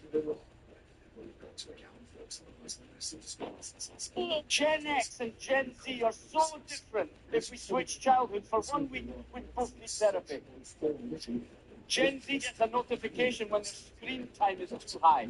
Gen X got a notification when someone yelled dinner from 3 blocks away. People say Gen Z is soft. I don't know if they're soft, but they are the first generation to need a charger more than a driver's license. Gen Z can't leave the house without checking battery percentage. Hey, we're being evacuated. Hold on, I'm at 4%. I'm not dying disconnected. Gen X teenagers fell off bicycles and got told, get up. Gen Z gets a paper cut and suddenly there's a group chat, a mindfulness app, and a 3-part TikTok series called My Healing Journey. And what's with emotional support water bottles? Every Gen Z kid carries a giant Stanley Cup like it's a medieval artifact. You may take my dignity, but you will never take my 64 ounces of glacier mist hydration. Meanwhile, Gen X drank from a garden hose and had the plumbing installed during the next demonstration. Gen Z has warning labels for everything. Caution, coffee, baby hot. Really, thank God I was about to put it in my pocket. And don't get me started on this. Gen X. Okay, Gen Z, why are you mad at me? I'm not. You used the period. Center. Gen Z can detect emotional damage from punctuation. I sent my nephew a thumbs up emoji once. He called me and asked if we were still family. But I love Gen Z. They're kind, they're creative, and they actually know how to use technology. Last time you've all woken up, right? If civilization collapses, they'll figure out how to get Wi-Fi running before Gen X finds the flashlight. Gen X survived without the internet, Gen Z survived because of it, and together we make one complete adult. Gen X and Gen... This is 5 real events in the Hacksaw Ridge story that happened that they thought were too unrealistic for the movie. So the first one is when he stepped on the grenade, he had to end up waiting for a medic for 5 hours. And by the time they got there with the stretcher, they loaded him on the stretcher. A tank had come over and started shooting at them, and one of the other soldiers nearby got shot. He rolled off the stretcher, crawled to the guy, and starts patching his wound, and then demanded that they load him on the stretcher. And he said, I'll wait. And he had to wait for like another 3 hours before somebody got there to save him. The snipers were targeting medics. And there was one sniper that specifically was targeting Desmond Doss as he was trying to rescue these guys. That every time he would line up his scope on him and fire, it would jam. Now, if he would aim at somebody else, the rifle would go off. But if he would aim at Desmond Doss, he would jam. And Mel Gibson said specifically he thought it was too cheesy and too close to kind of a divine intervention trope to include. But a Christian missionary actually found that Japanese sniper years later, and he confirmed that every time he tried to fire at Desmond Doss, unexplainably, his gun would jam. That's freaking wild. When they walked up to Hacksaw Ridge, you see those nets, right? 400-foot cliff that has nets. In reality, Desmond Doss climbed up the 400-foot cliff free solo so that he could attach the ropes so that they could set up the nets to be able to climb up. The guy's a superhero. They do show some of this in the movie. So when he's leaving on the stretcher, he says, my Bible, my Bible. And the guy goes, oh, and he runs and he gets him his Bible, right? A version of that happened. But what actually happened is that he couldn't find his Bible.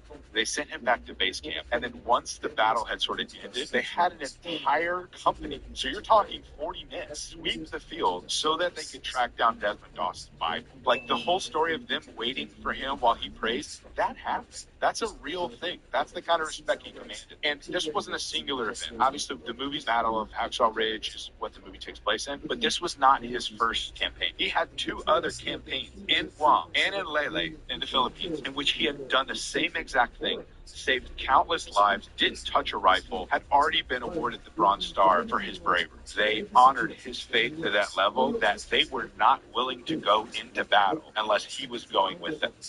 This is 5 real events in the Hacksaw Ridge story that happened that they thought were too unrealistic for the movie. So the first one is when he stepped on the grenade, he had to end up waiting for a medic for 5 hours.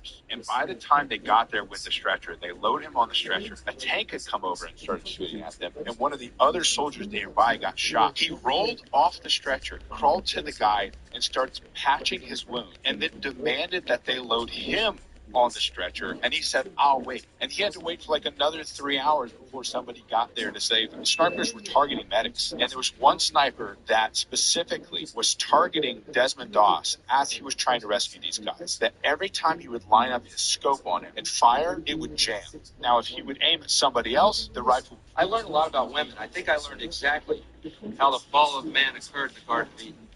Adam and Eve were in the Garden of Eden, and Adam said one day, wow, Eve, here we are, one with nature, one with God, never age, will never die, and all our dreams come true the instant that we have them. And Eve said, yeah, it's just not enough. Well,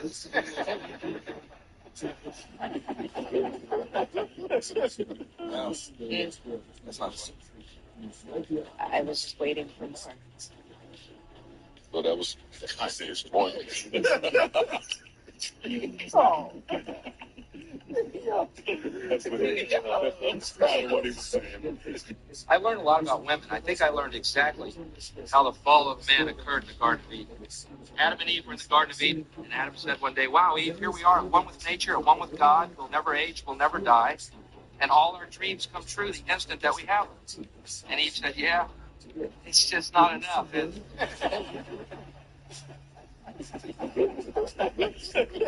Well, that's not funny. I was just waiting for more. So that was kind of his point. Oh. That's what he was saying. I learned a lot about women. I think I learned exactly how the fall of man occurred in the Garden of Eden. Adam and Eve were in the Garden of Eden, and Adam said one day, wow, Eve, here we are, one with nature, one with God, we'll never age, we'll never die, and all our dreams come true the instant that we have them. And Eve said, yeah, it's just not enough, is it?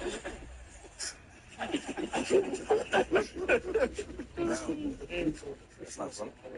All right, most embarrassing way you've been rejected. And man, I made a plan to ask my crush to be my girlfriend at the school dance. Just when the vibes were peak, I witnessed her throwing it back on her ex right in front of me. What made it worse is about half the people stopped to ask me, "Isn't that your date?" Someone replied to the tweet and said, "Throwing it back in high school is devious work." It is. He replied back, "It was middle school." So talking your 8, your 9. Yeah, your 9. She was throwing cheeks at her ex. Ex? Yeah. From primary. Oh, that's middle school. Heartbreak. Most embarrassing way you've been rejected. I asked her to dinner, and she said she doesn't like restaurants in that tax bracket. Yeah. If you want me, spend your money. Nobu is entry. Yeah. I don't like restaurants in that tax bracket. You stay over there with your wagamama. Yeah. We got ZZ's. Oh, shit. Wagamama. No sense. Come for me. Bro, you're sorry. Oh, nah, bro. With your horse riders, that's called green dye. Who are you kidding? Oh, my God. Yeah. Last one from me. What's the most embarrassing way you've been rejected? I wrote a love letter to him, and he took a pic, posted it on Snap with the caption, "Ew." Posted it on Snap saying, "Ew." Yep. Right. Most embarrassing way you've been rejected. We all know you have a small penis. Your dog has more situation order than you do. The dog has more situation order.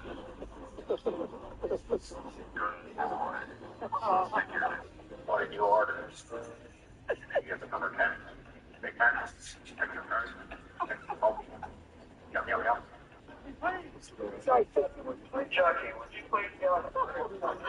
Officer, Rabbit!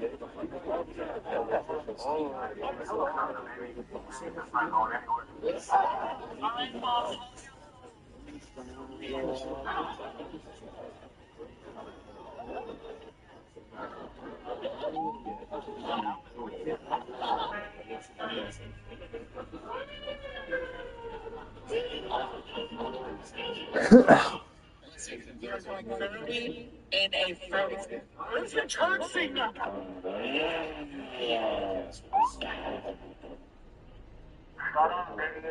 Oh! You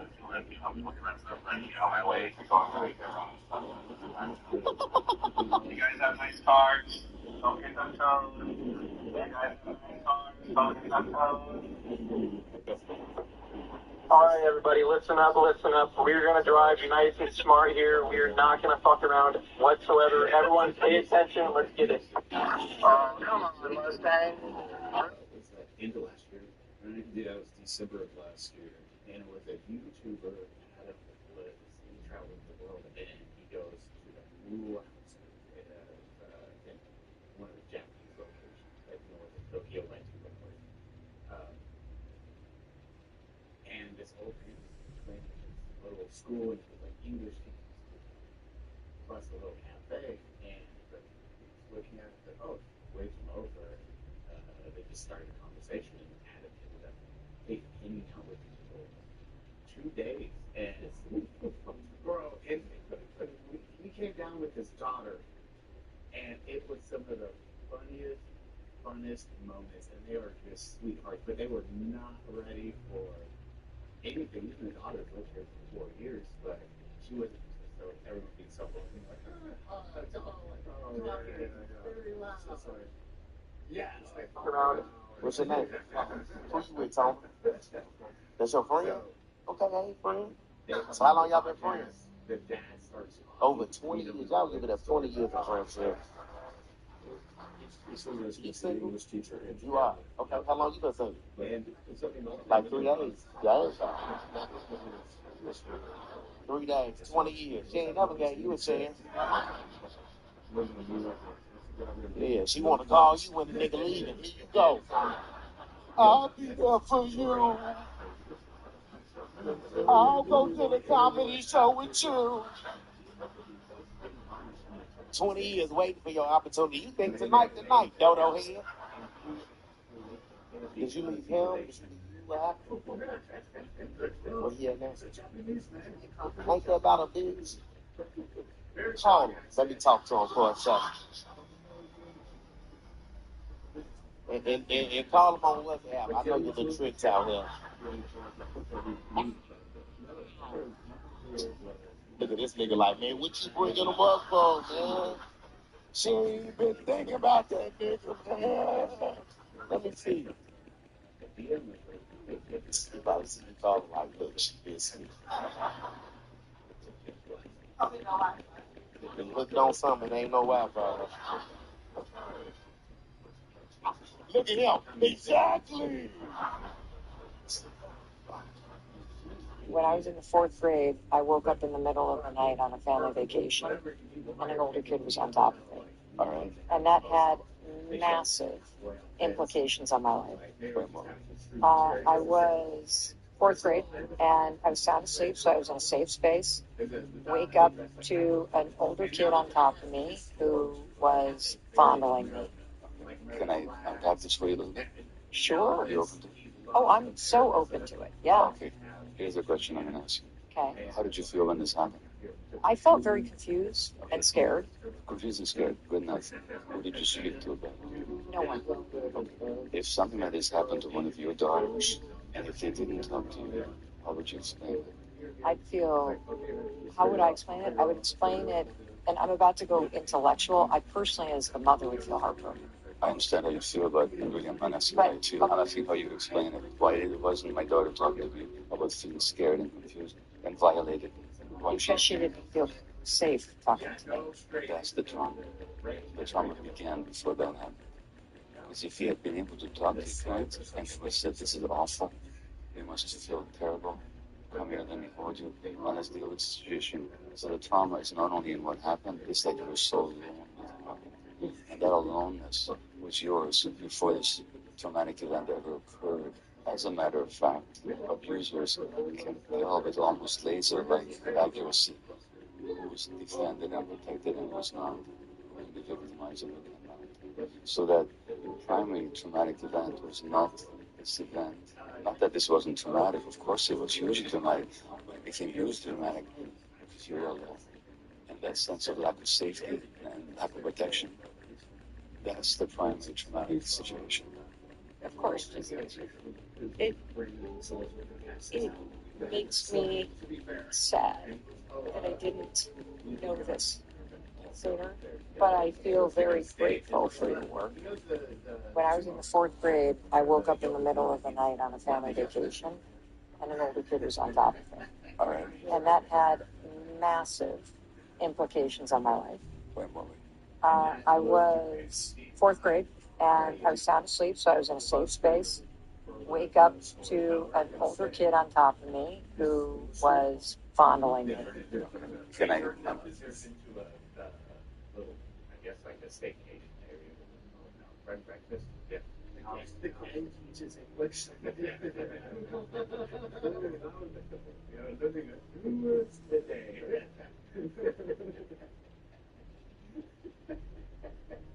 So it's an A is okay, but the army is offensive? Yeah, correct. It was so hard.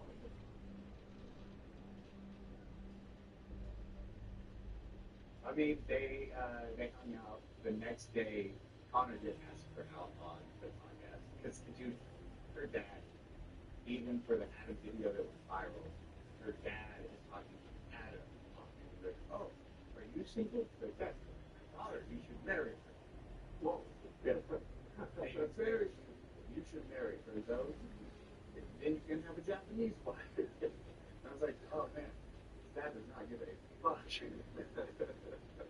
So Connor then asked her on a date, and she was like, yes. But it was when we all went after she was set a date, and they had to leave to Dallas. So that was their quote unquote date. It was fun, dude. Connor got shit right that night. I swear. Shout out to her for it. Dude, he was starting to get there when he asked throughout the day. Can I take you down? Yeah, dude, when we got to the bar. That was like really popular in Japan. And then he's like literally the walking personification of Dale Gribble. Like, imagine.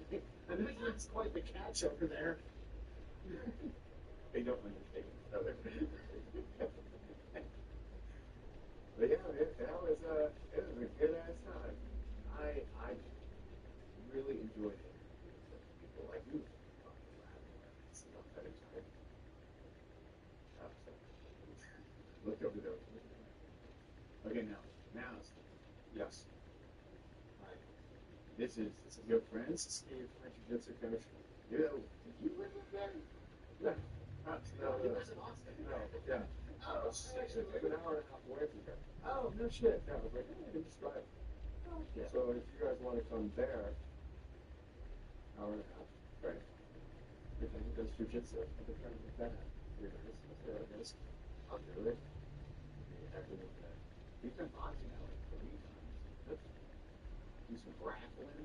Yeah. And the grappling is 6 times. All 10. Oh, no. Okay. Is that a term world champion? Daytime world champion.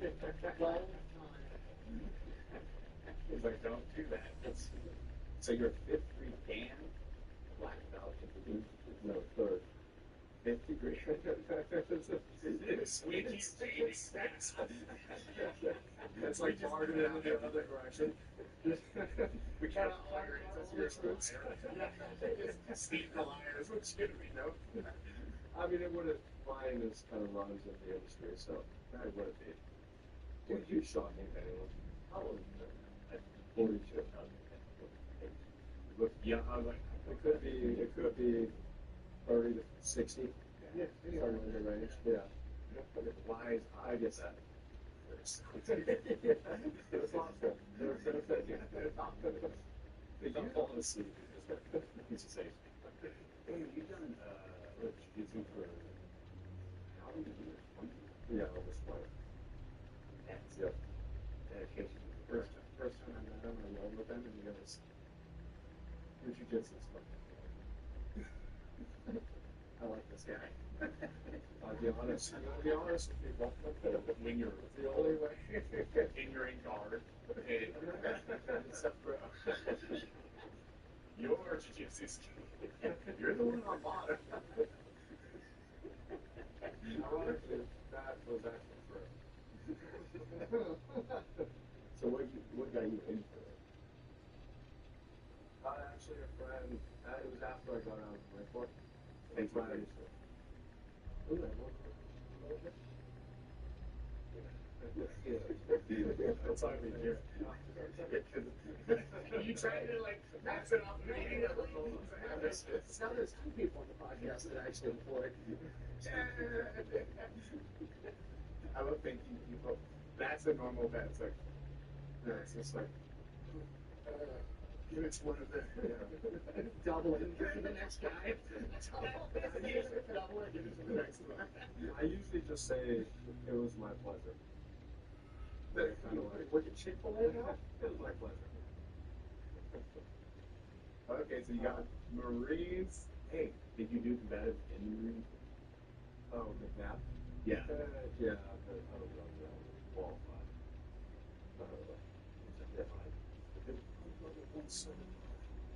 Well, before we got out of the Marines, so I was in 29 Palms, which is sort of like Colorado. Yeah, it's just like, that's good. What's that? Instructor? In Mojave Viper. They had like a urban, they set up like, so after we came back from the first tours in Iraq, they're like, we're not training for anything. So we need to change this. So I was part of that first group. What years were your deployments? 2003, 10 months, and then 2004 and 5. As the Malaysia, I'm guessing you were pushing there. Yeah, so we were on the Syrian border. So it was the invasion was first, and then we stayed. So Al-Nasiriyah and Najaf, like our big ones. Okay. And then it was on the Syrian borders, the Al-Anbar province. It was still like, Sabo was kind of where everything was happening there. But then they were also flying us to like beneath the river cities, like we're in Babylon, based out of Babylon for a little bit. We were like running out of there. Yeah, we were in the Yellow River Conference where Yeah. I was over there. So, you were in a different area. Yeah. Beautiful area.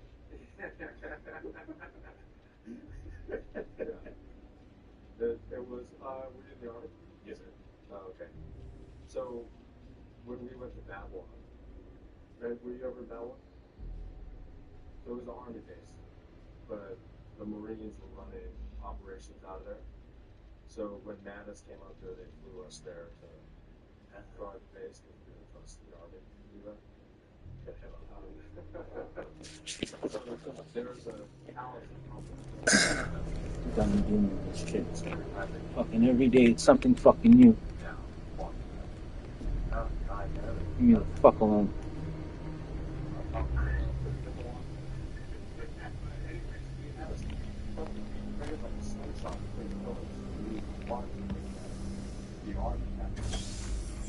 I'm detecting a safe nearby. We could make use of whatever is inside, provided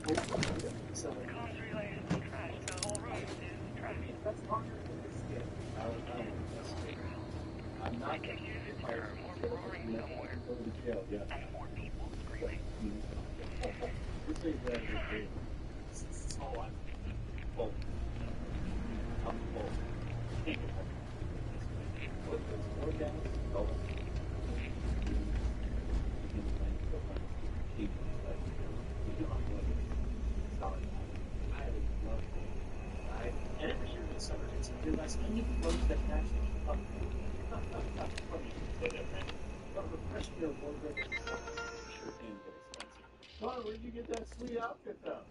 I have to punch it. Salt food inside. Why are your fingers so salty? It's not it's 80%.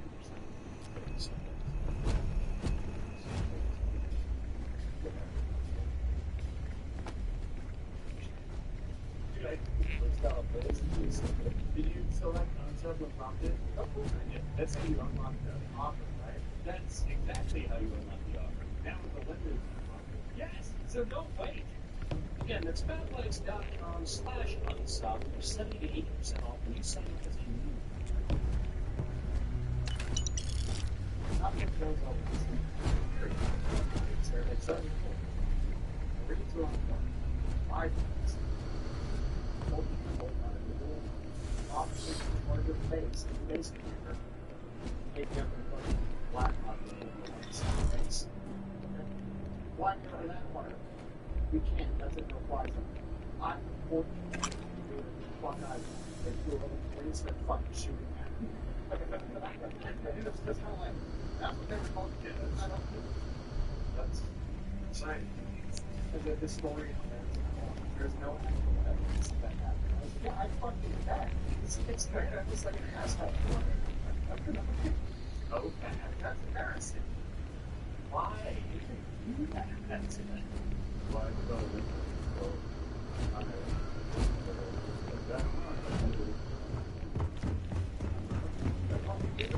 It's like shoot it, everything that flies over.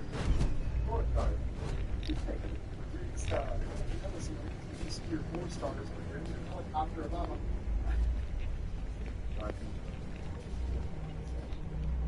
I don't. It is weird.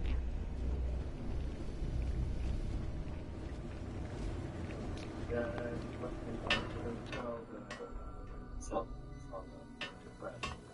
you get it right. Needing that pirate. Probably never. Because and a lot of people interact with generals and higher ups all the time. Yeah, especially on this we're growing. Like I never thought of thinking. Super like you'll need maybe a 1-star, but I was gonna say I remember Noah Mattis was running. You gotta be kidding me. The Frontier has a new captain? Or something, and this is okay, talks to you for a second. Like, holy shit. Yeah. Keep running. Keep running. Dude, I see. That's the mindset. It's like, Oh, this'll be fun. Programmed for combat. It is not my primary function.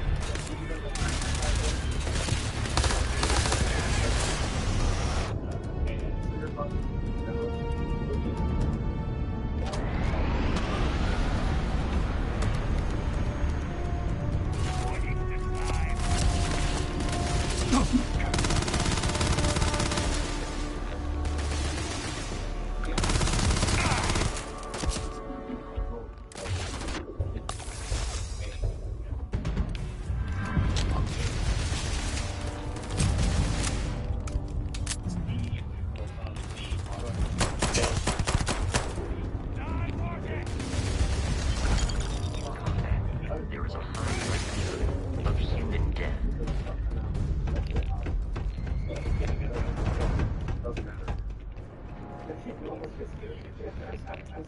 It's this mix of like people that are there. So it feels like having a very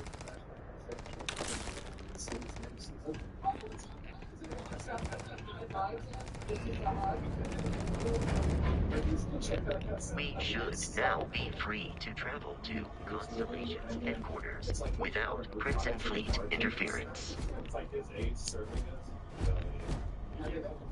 Like nature and pearls and serving. What the fuck?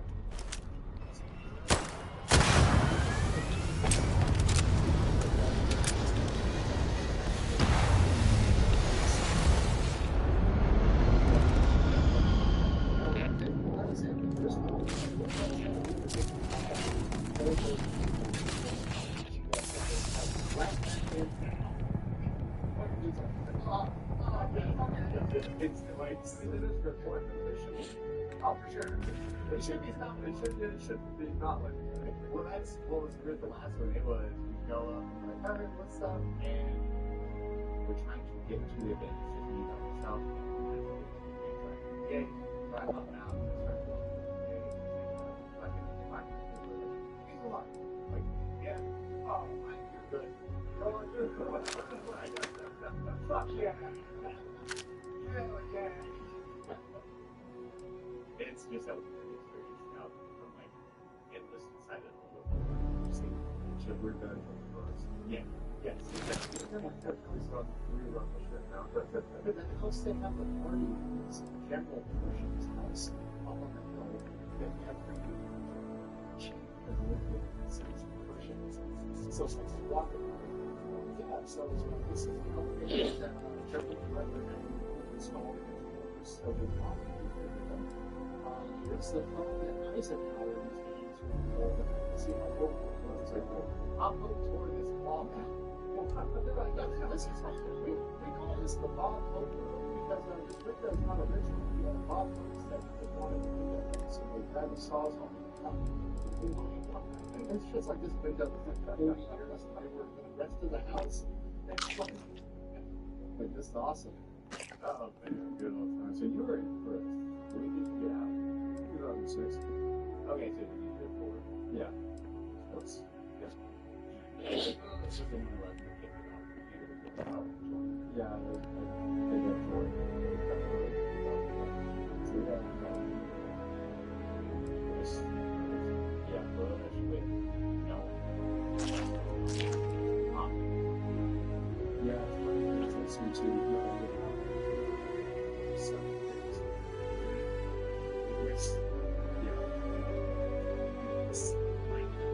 This, yeah, interesting. What did I do? So you obviously hijacked it, taken off the day, it's supposed to protect you.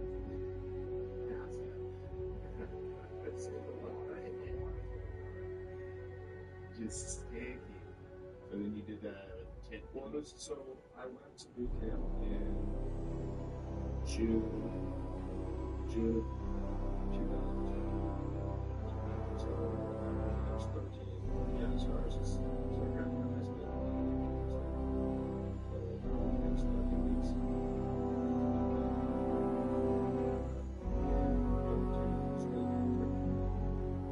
And then we got done, so I think in December. And then we went to the fleet. And then we deployed like 2 weeks later. So it's basically like, get your shit, go sit and wait. Didn't have a quick turnaround. Okay, we're over there in Kuwait, and God, you're running the M16 A4s. Yeah. Yeah, the big old Tonguses. Yeah. And then they're like, here, you guys get ACOGs.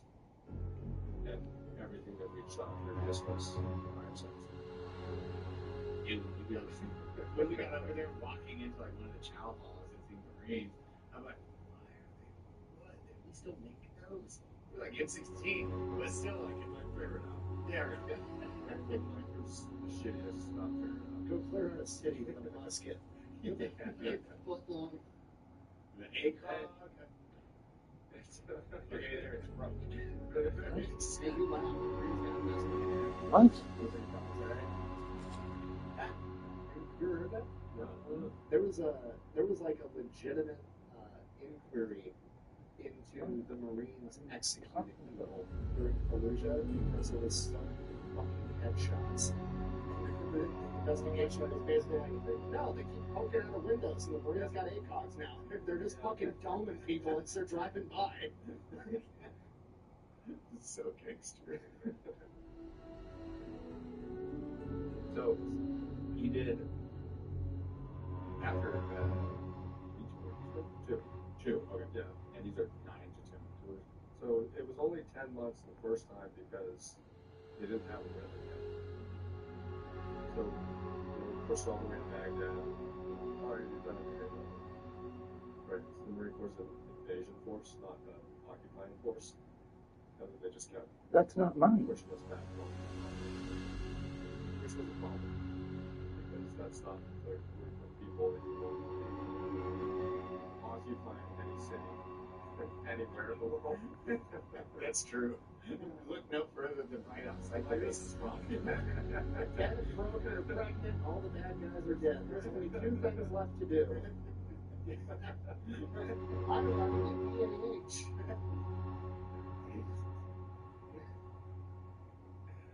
Yeah, I don't So, what was your short-lived competition? So, I don't know. I never put anything in the sink. So, at all. Why would I do that? I did one total of 16 months. Where? Iraq.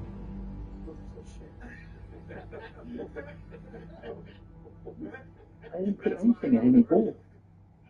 So we were in Baghdad, or East Rashid was our AO. We were down a call. It's not the same. Because you're on like a nice base with like a chow hall.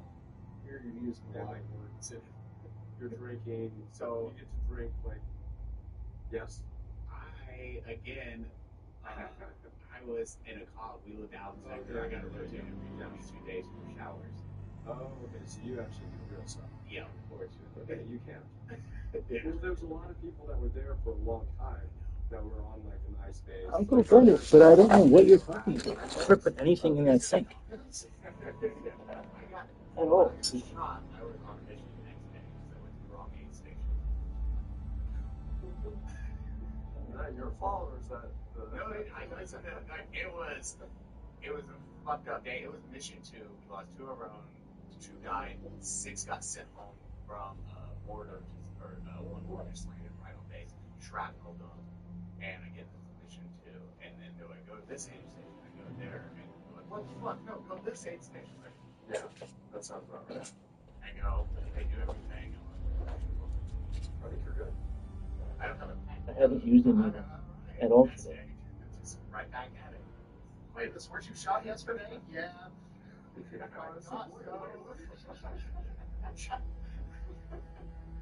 How long have you been in? Year, 2 years leading up to that deployment. So it was. No, I don't remember that. I didn't have a needle at all. And I apologize, okay? I'm sorry. Just because it was brand new. Oh, wow. Like, hey, we got to build up a strike and send it over. But when we deployed, it was always, the tip of the spear. So It's gone. It's gone. It's gone. It's gone. Are you fucking arguing with me? Is it mine or is it your mother's? Or are you arguing with me about it? Apologize sometimes. Sorry. You're arguing with me about it like it doesn't belong to you. I didn't use a needle. You're a piece of shit sometimes, Jordan. I didn't use a fucking needle today. No, this morning you didn't? No. When you were on the ground, you didn't? No, but your head was in the sink, right? Oh, it was so hard to say sorry. I had to get up and be rude to you? No. Fuck you, Jordan. No. Yeah, what? You're fucking yelling. No, I do. I do. I want you to do what you want. You're not going to say. I'm sorry. No.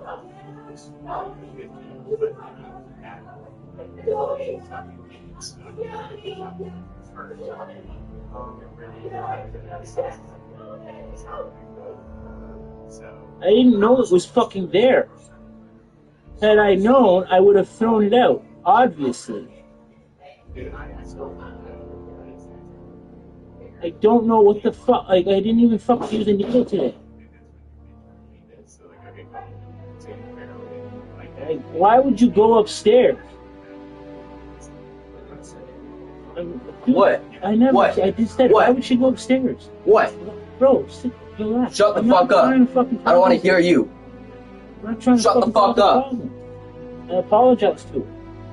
Like, I don't know why she went upstairs.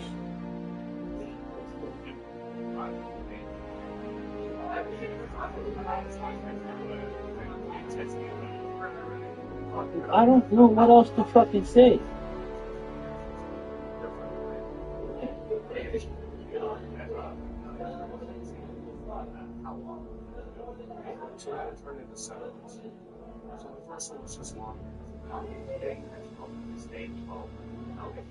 I'm getting eager before I get fucking violently accosted.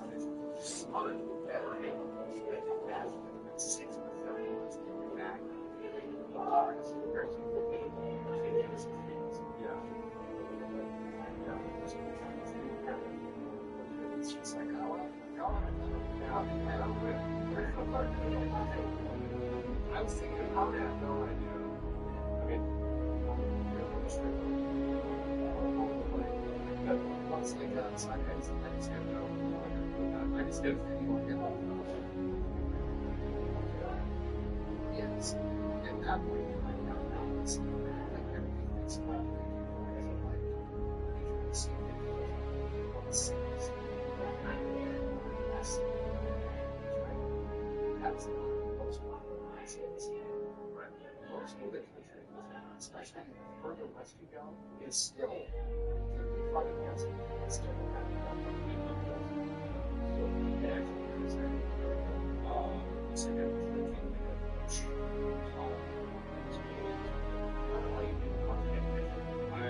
I'm skeptical. It's very good.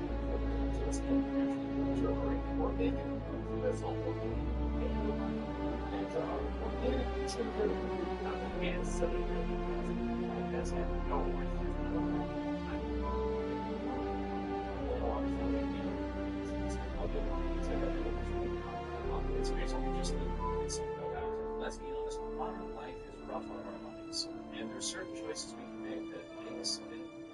And if you've been feeling sluggish or just off, you're literally losing.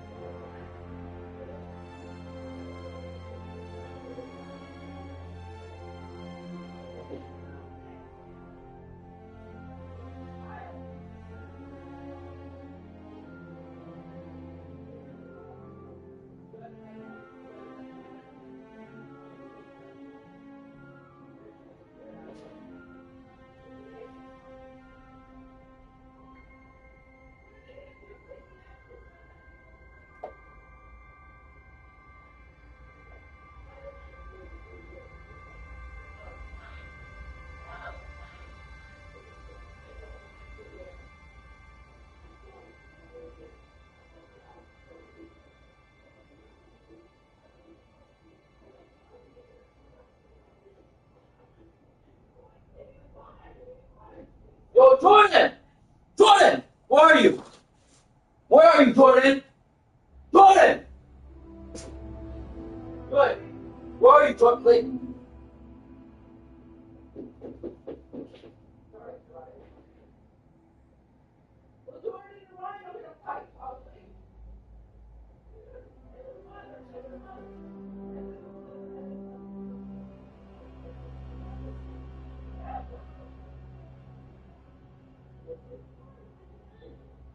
you ran away like a little kid. Come on.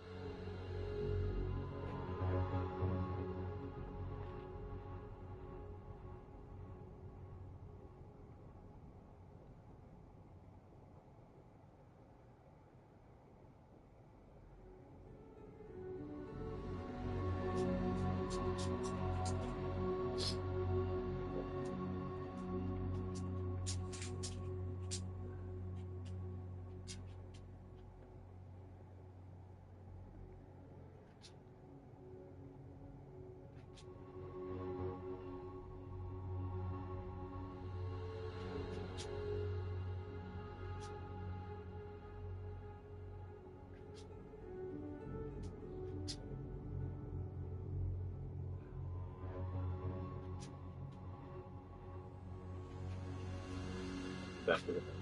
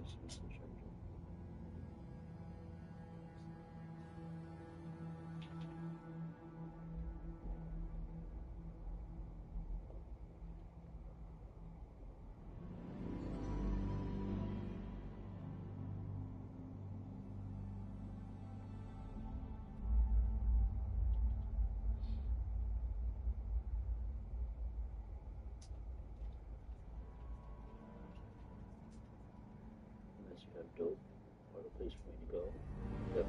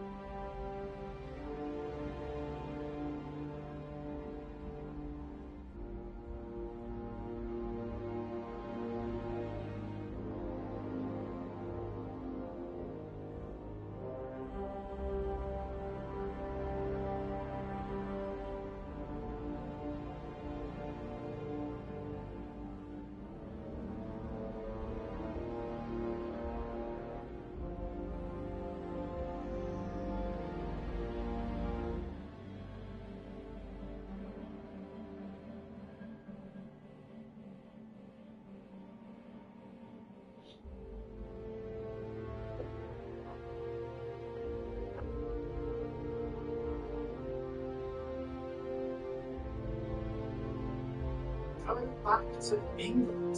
That's the standard protection Argentina's vice president Victoria. Coming back to England. That's the standard protection Argentina's vice president Victoria.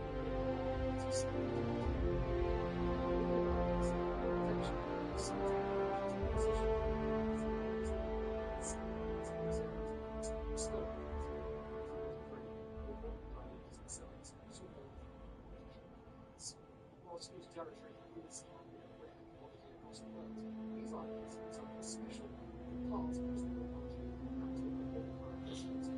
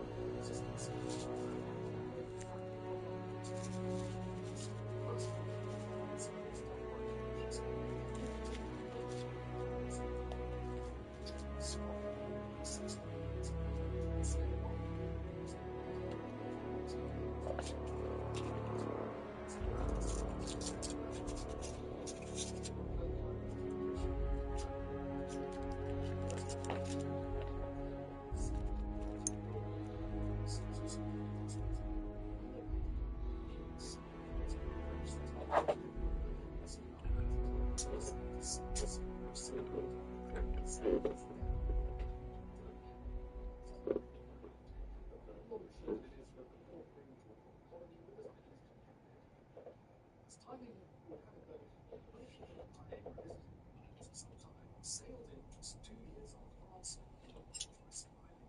So,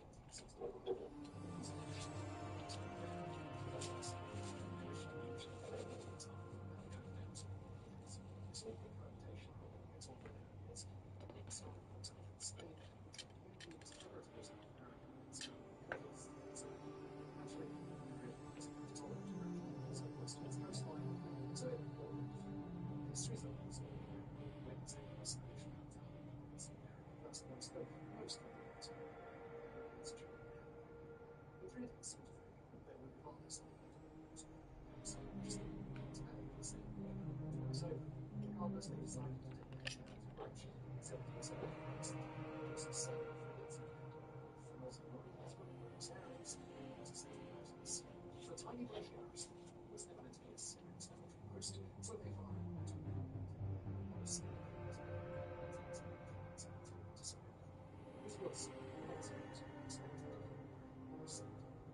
Triggered nearly a full-on Anglo-Spanish war was only averted by the loss of India, but it did cause England that deal, by the way, was drafted in Britain not to recognise British sovereignty over any part of the archipelago, merely to say that Madrid to be used for most rights of the islands.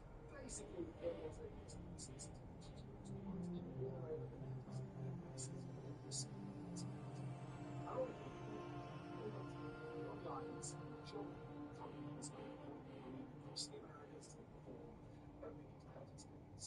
This impacted Britain first by going to the islands in the defense, colonies, etc. in the 70s, 80s, so far south was basically independent. In fact, it was massively expensive just to keep up.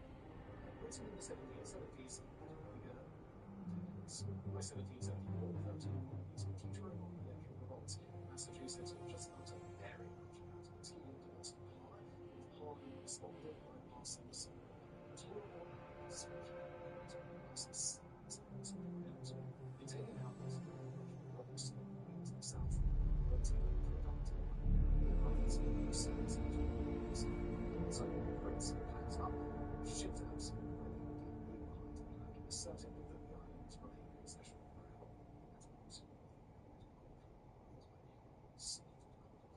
Britain's exit ultimately, though, they do succumb to the same issue. By the early 1800s, their colonies across South America were in open revolts as well, as they had allowed later. Once again, the islands supported the Spanish side, blaming the islands and saying that the British were having long expensive. But in the 19th century, no territory was ever made very long. Future Europeans in America, this time really dissented on issues. Now, before we get into the return of those dastardly Europeans, just a quick read of expenditures. Grants.co is also one of some in-depth stories shared. Videos, 3 articles written by actual experts, some all major geopolitical stories. The Smart Magazine, for example, continues the growing tensions around all the reasons from the to see areas no one offers smoke as soon on that one island chain. Carries regular updates. Transport conflicts, Sudan, European politics, basically everything you might be interested in choosing to watch this very channel. The subscription costs just $5 a month or $50 a year. That's funds.co. Check it out.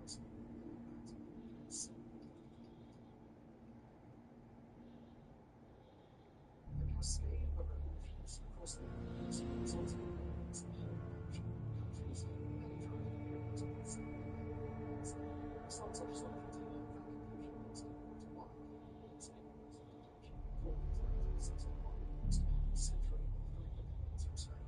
Instead, the United Provinces of Rio Plata, or just United Provinces, they threw their actual territory as a long territory of the Spanish claimed to include parts of Uruguay, Chile, although the brand names made their friends as I saw it in most books. They did, however, claim an Albania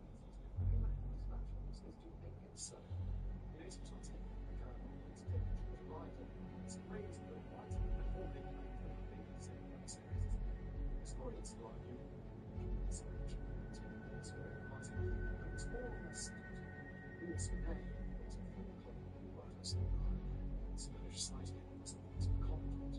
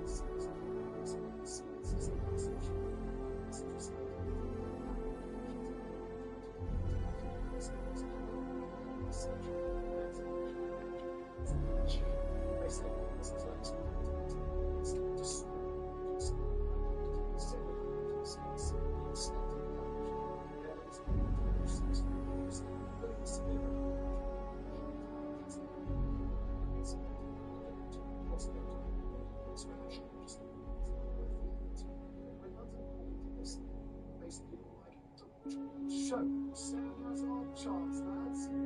Next 33, just here, except for his projects on that. What's the last minute? You're right, so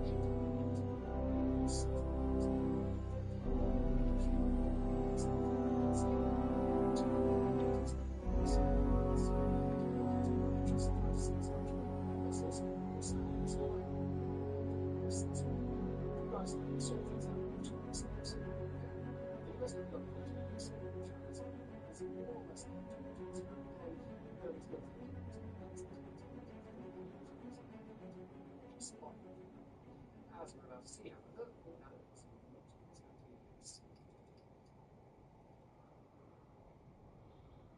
Now, at this point in history, we have to begin discussing the boundless population of the planets.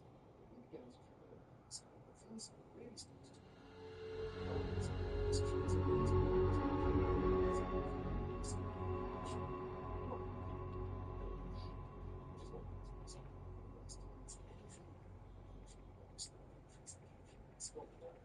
the overwhelming majority of the population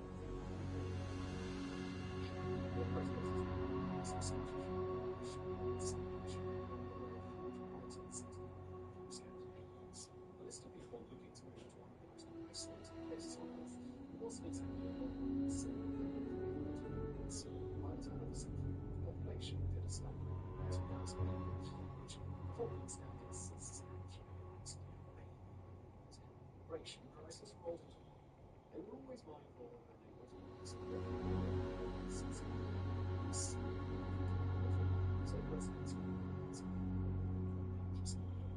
Buenos Aires, as it turns out, had very much little. And in the 20th century was when Albanians really began to look around.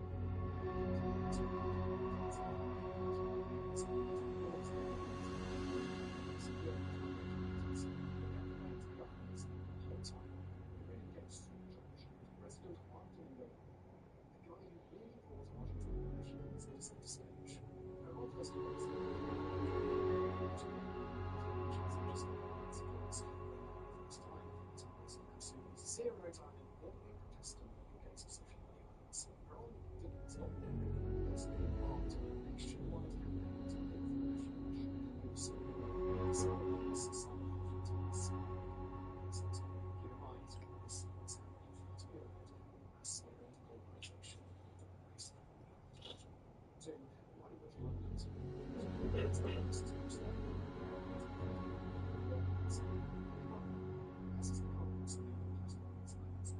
they were simply so remote and sparsely populated that successive UK governments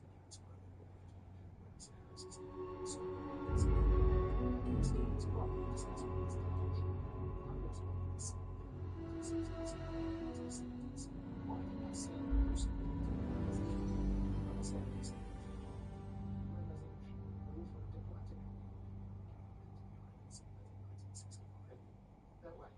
Resolution 2065. It called for bilateral negotiations that lasted 1990.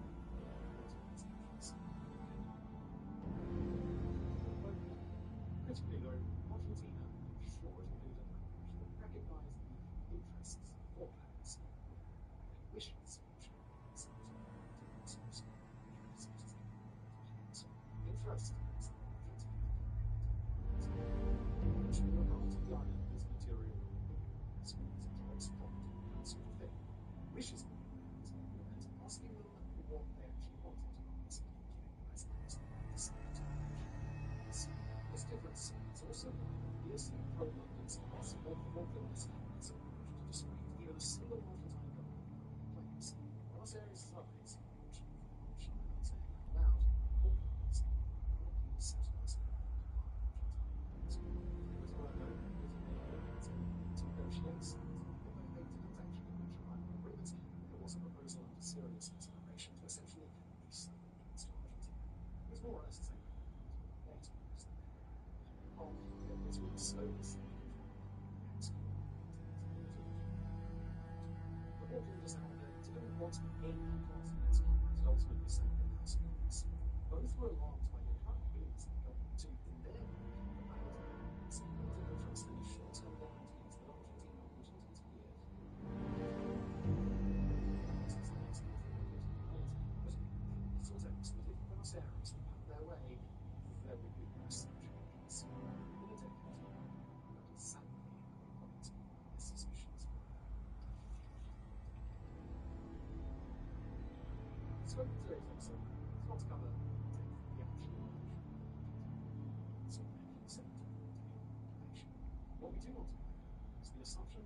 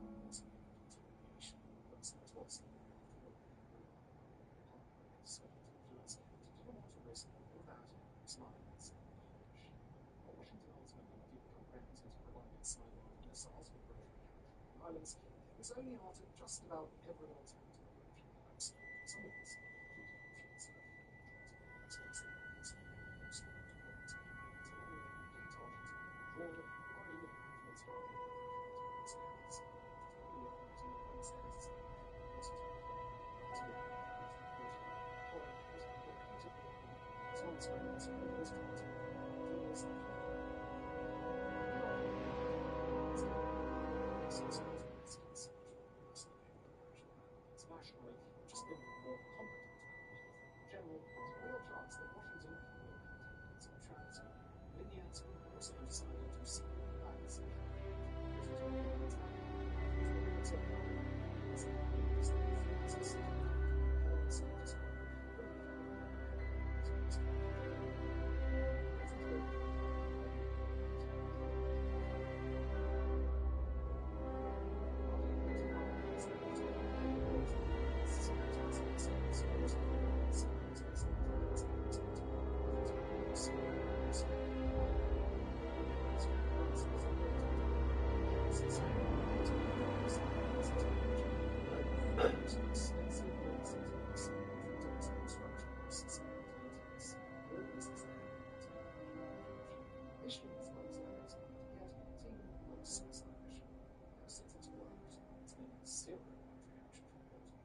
This was due to most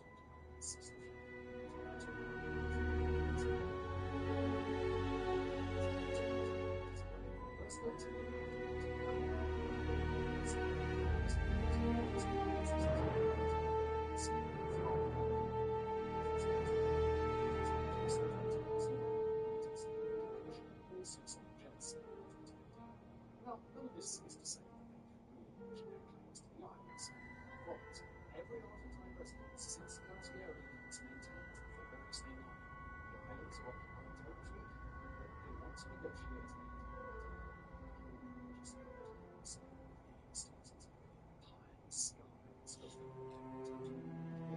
especially red is reported by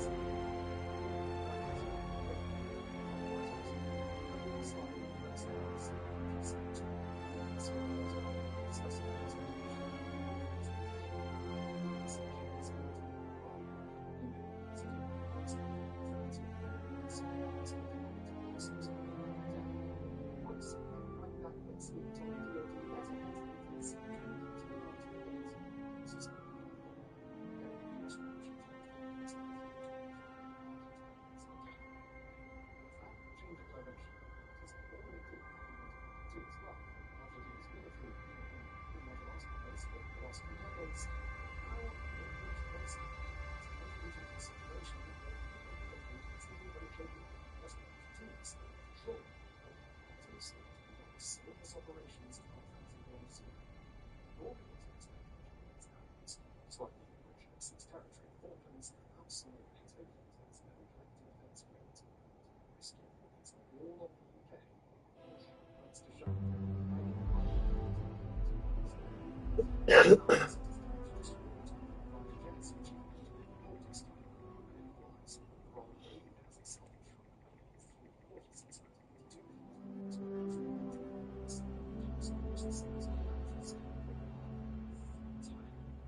Buenos Aires and Prince Martin's rebuilding a real air force, the first time in a generation. First since the 24 F-16s that were sent to Denmark in December. This was close to a place that stole its by surprise. The thing is, it doesn't have to.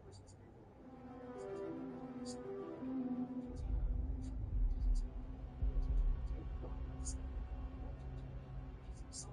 started with a bit dangerous. These islands were taken on a whole new level. It's disturbed.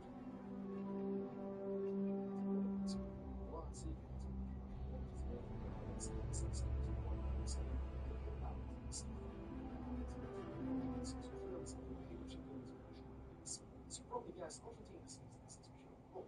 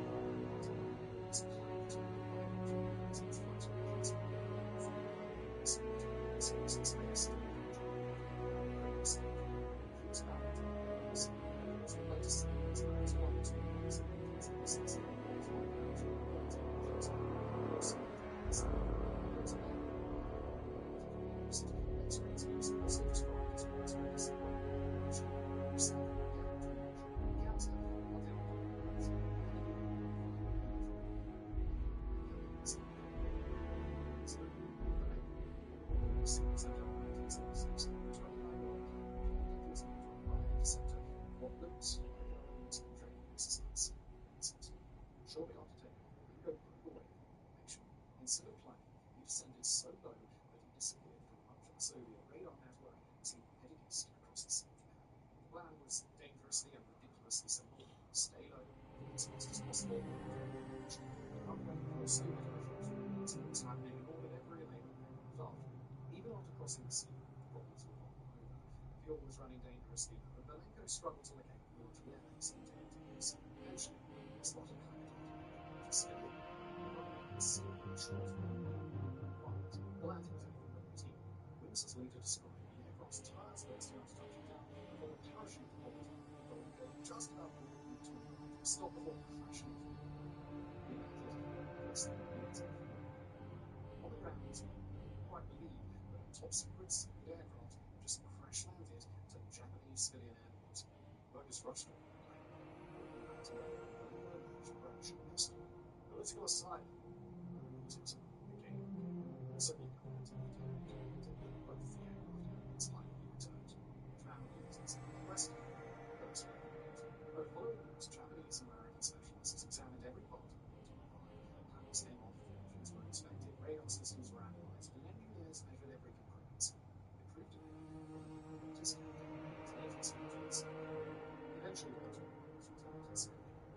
disassembled and packed into 30 different crates, processing which the Japanese government sent Sony a couple of billions against dollars. As for the record, he was debriefed by the CIA for months to eventually granted asylum on health and trust and a long to a citizenship. He later changed his name to Schmidt to avoid Tetris. From this source, he was moved to consultant to investigating agencies. Years later, Glass and Tom told special guest Stephen when he entered the room, who recognized him, who had heard this man, that man was going to I'm staying out of this.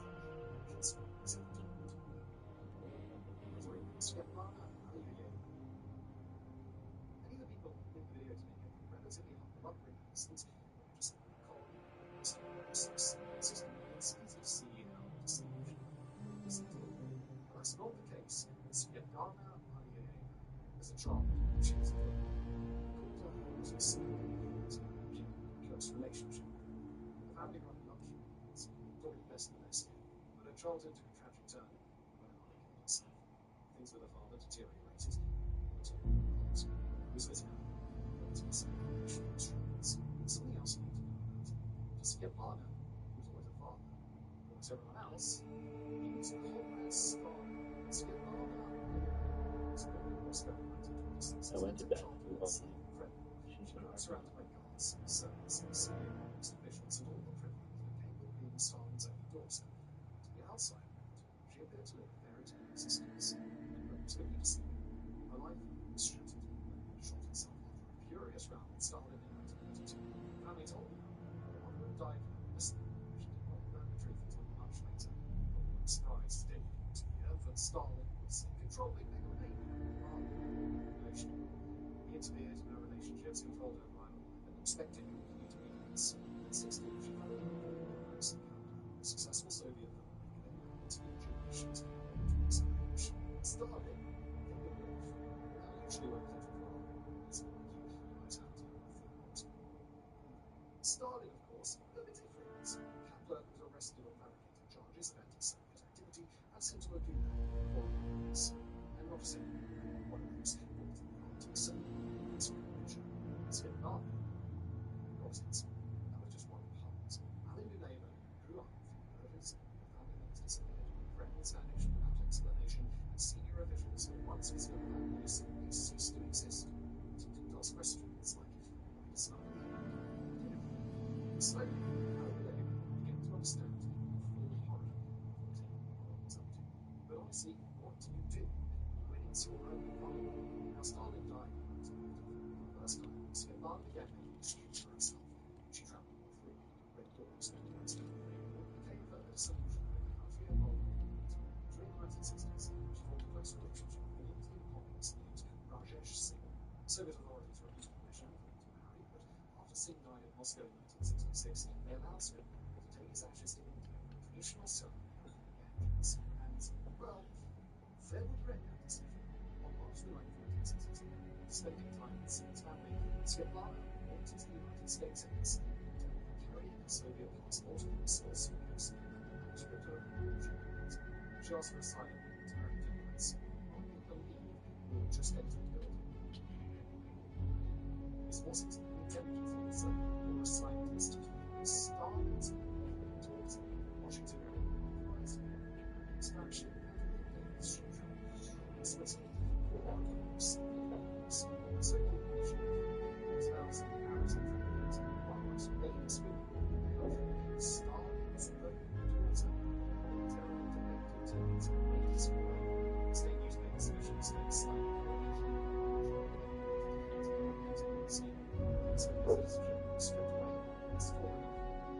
away. The story came from the statement of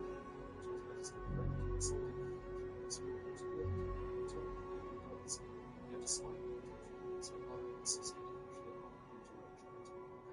She said to ask was to take yes, no. She had already been to prison and experience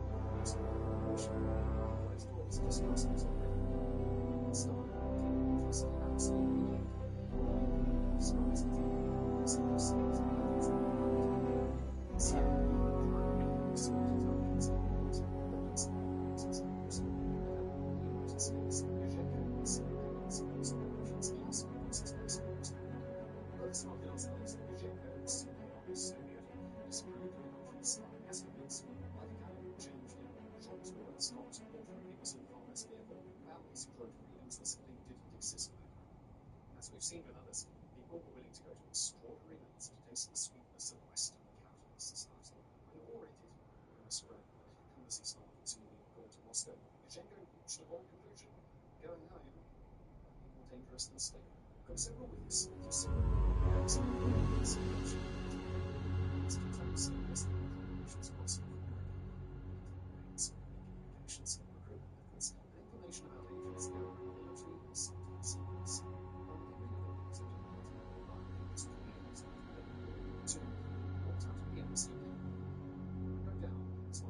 Intelligence groups in the entire world. But unfortunately, the information most likely was to use them, but didn't become editor in chief. He approached government intelligence, who basically told him to scrap the moral ways things and failed to appreciate what he was offering. Financially frustrated and running out of options, Yuzhenko returned his thoughts to space. His happiness in his hands. He was being turned down by the newspaper. One report saying the editor reported that the contents of his basis was closely related. Reports of giving advice to contact the naturalization of Europe. Later that day, Yuzhenko arrived with evidence of subjective laws. Once soon officials realized that the evidence was missing, his life returned once again to his apartment, to his wife, a young son.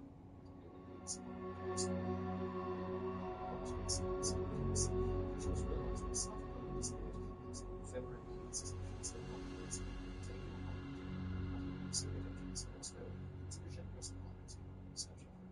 According to Yuzhenko's own recollection, reported in his book, This Was My Choice, the family secret agents were dismissed. The next day, Yuzhenko tried the house again. Canadian authorities finally took his claims seriously. Yuzhenko and his family then moved to a secure location. But this was just the start.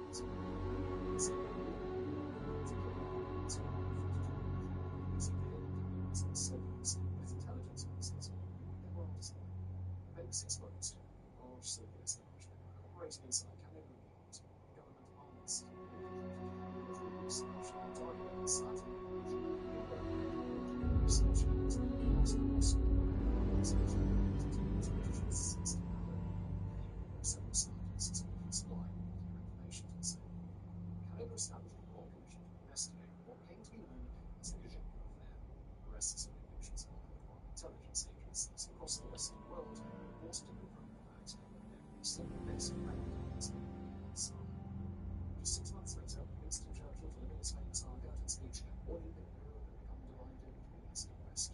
Historians now say that China's depiction of Churchill's speech has two defining moments. As for the original George Brown, native, lived out the rest of his days in complete identity, always fearful of one day or so tracking down now my parents. George Brown died of a heart attack, age 63, in 1982. The man had been starting the Cold War.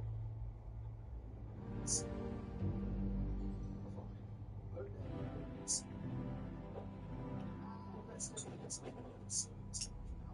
Oleg is a Muslim, affiliated to a public but ambiguous security state. His father had served in the organization mentioned KGB, while his older brother also joined the intelligence services. Together, they was the distant Soviet intelligence in his 4 years. After graduating from Moscow's elite diplomatic academy, he joined the KGB and served overseas as a Copenhagen convention in London. At first, he believed completely in the Soviet system. He was a rank-and-file member of the Oratory, down in cabinet meetings, factual. But things gradually changed. First, Max figured while he was stationed in East Berlin, watched the Berlin Wall go up in 1964. Government's only goal was to keep enemies out. All the experience of student, he could see from early warnings as he followed his law to prevent his own citizens from escaping. And how could the state, his glorious as he had been told, if so many people wanted to flee that 155-kilometer wall was repaired? And then came the Prague's break in 1968. Watching Soviet projects political war Czechoslovakia, Winston was a meaningful change inside the center of the while serving in Northern British intelligence identified broad bases of innocent targets and developed careful contacts. He agreed to work with Muslims. Many spies returned to Vienna. Microsoft takes credit, but always was peculiar. And he later said that he wanted to reduce the chances of That's a church. Assets. He explained how the KGB operated in the system, detailed brochure, and this information first most valuable information involves information. During the early 1980s, Soviet intelligence actively released files of the attack. Every military exercise was staged instead of the civilians. Revolutions in Russia exercise of activity. What Western governments regarded as an exercise to fight realistic civilians. Muslim regime historians now hold him dangerously close to a misunderstanding of escalating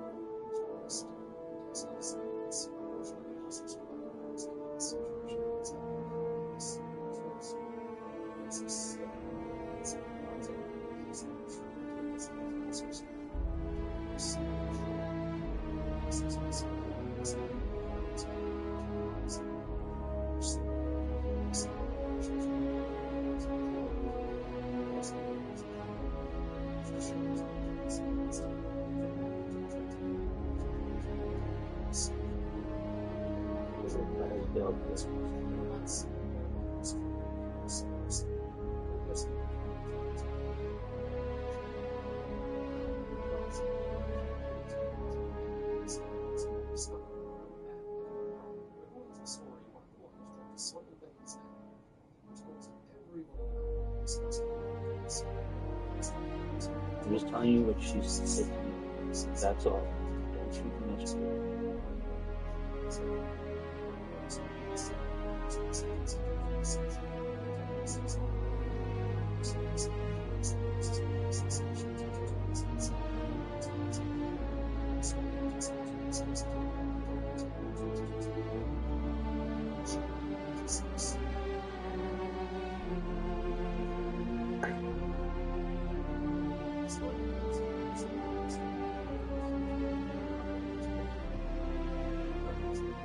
And it sounds like her because of this, not me.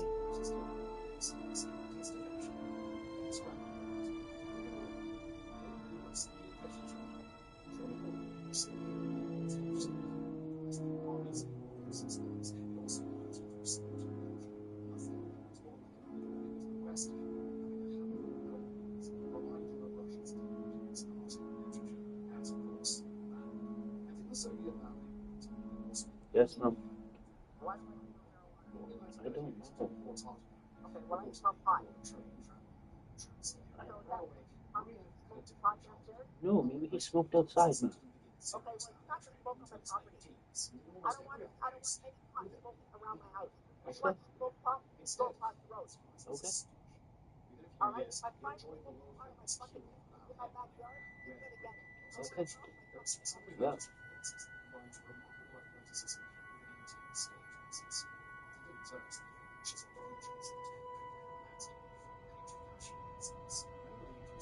Is he smoking weed? She can smell it upstairs. She's going off on me for it. She wants me out of here and not smoke weed on the property. I said maybe he's smoking weed outside. I don't know. I'm staying out of this as much as I can. Like, fuck me. What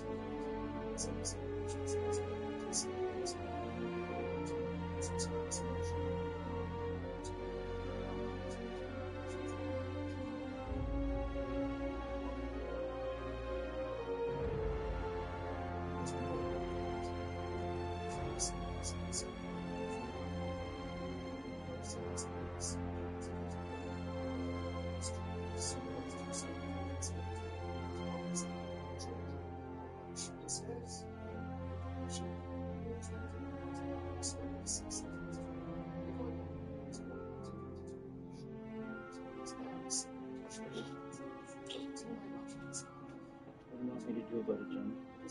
My hands are tied at the moment. You've put me as the bad guy here, so what am I supposed to do?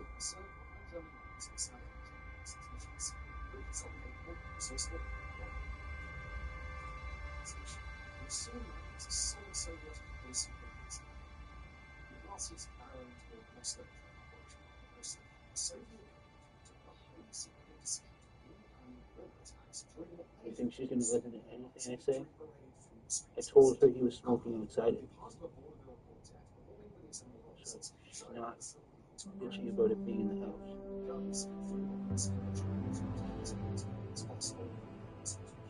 It was 100% association with the Nazis.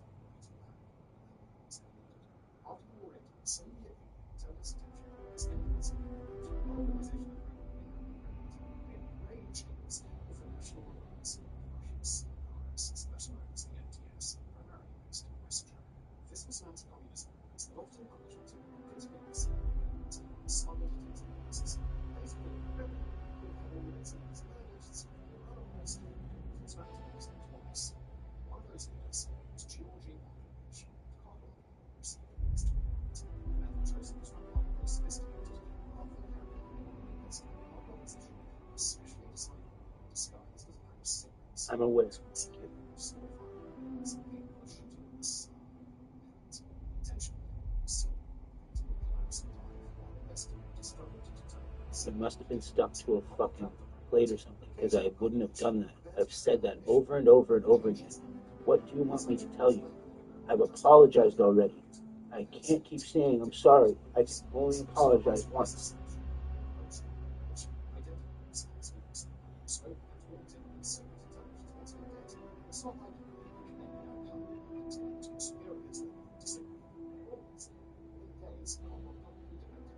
And I yours.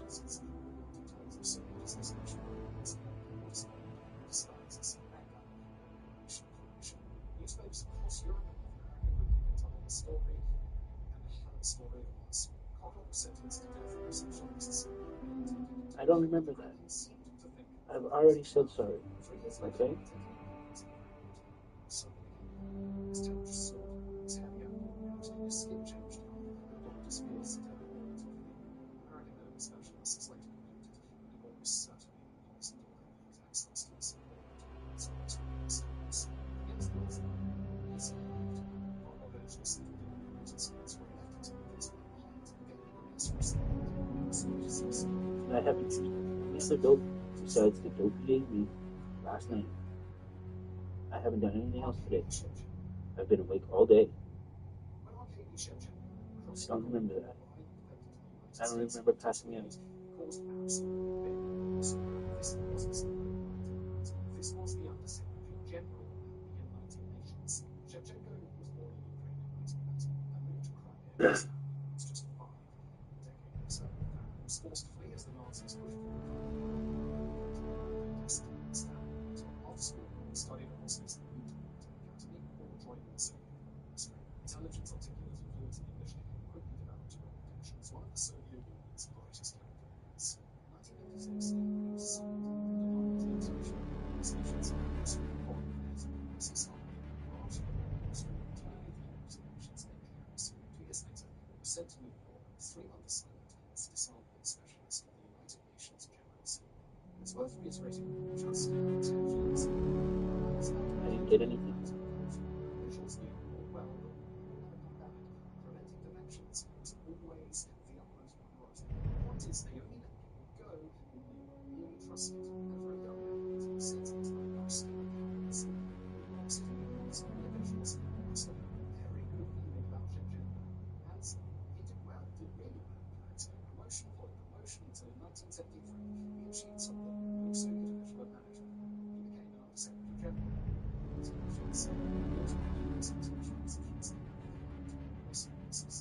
Working alongside UN Secretary General Kurt Waldheim, Shevchenko attended meetings with world leaders, publishing international negotiations and drug statistics. His most sensitive diplomatic officially worked with the UN as the agency was supposed to. I literally have no idea what you're talking about. But he was almost certainly told in no uncertain terms. All I remember is her coming home this morning and me telling her that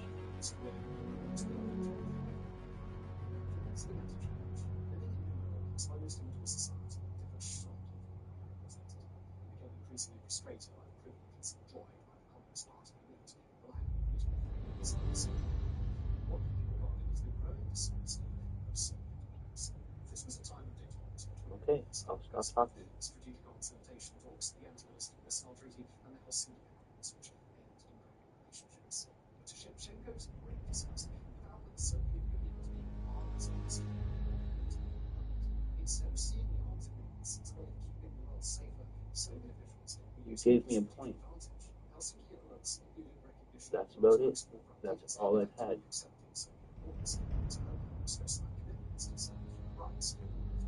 Since yesterday. But they did practically nothing to sort of show.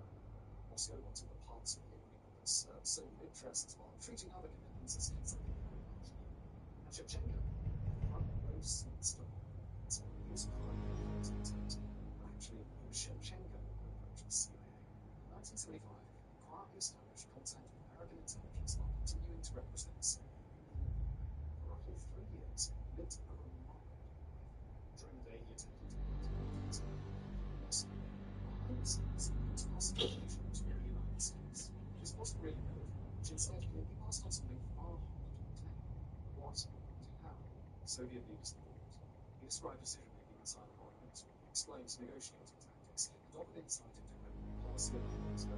Eventually, Soviet counterintelligence began growing suspicious, and in 1978, he received a telegram ordering him back to Moscow for consultations. You know what that means? In April 1978, he made his decision.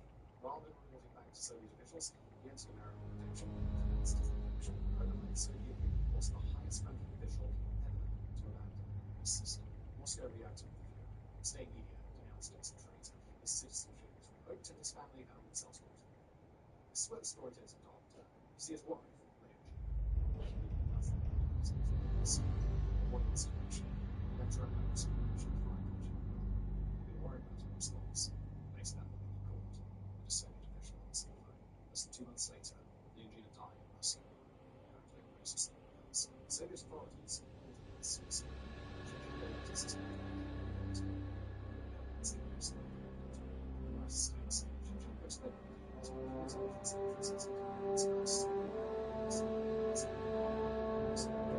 Shevchenko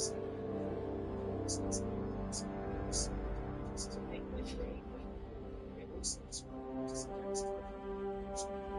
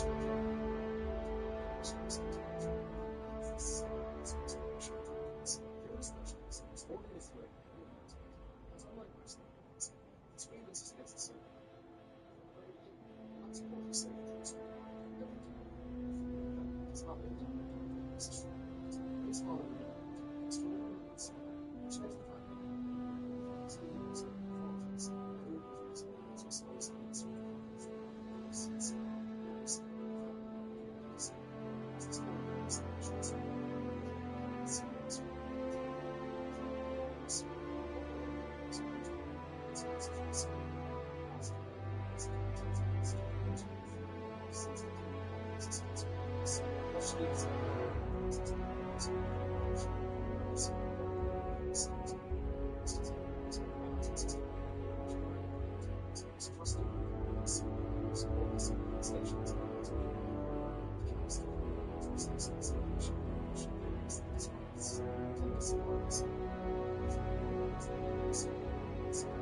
agencies, including his first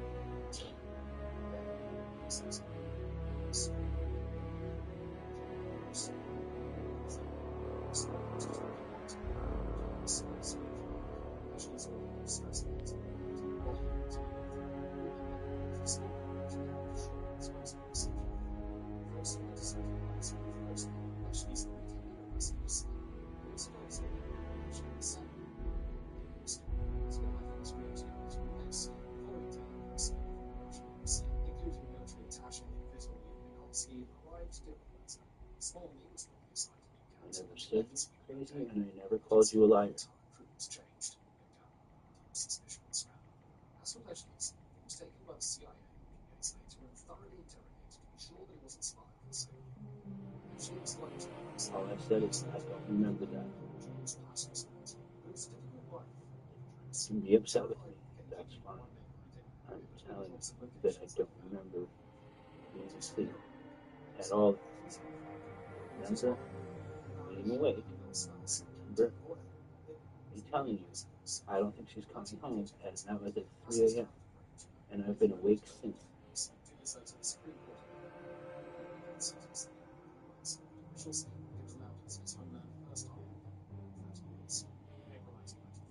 At least that I recall.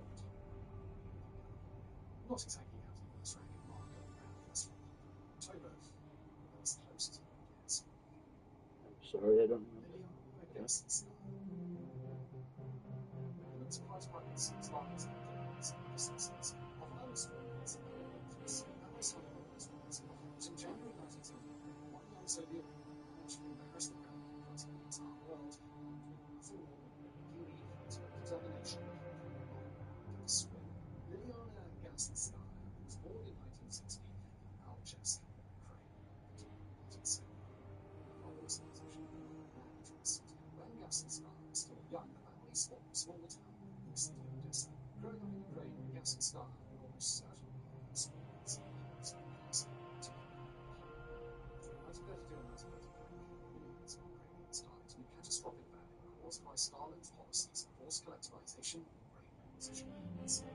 In 1940s, it was there that Gasinskaya she was having this essentially all of this exercise considerably harder than was ever imagined. For decades, governments have studied discussion and disaster to no industrial scale. As a result, Gasinskaya began agility and disinfections soon after,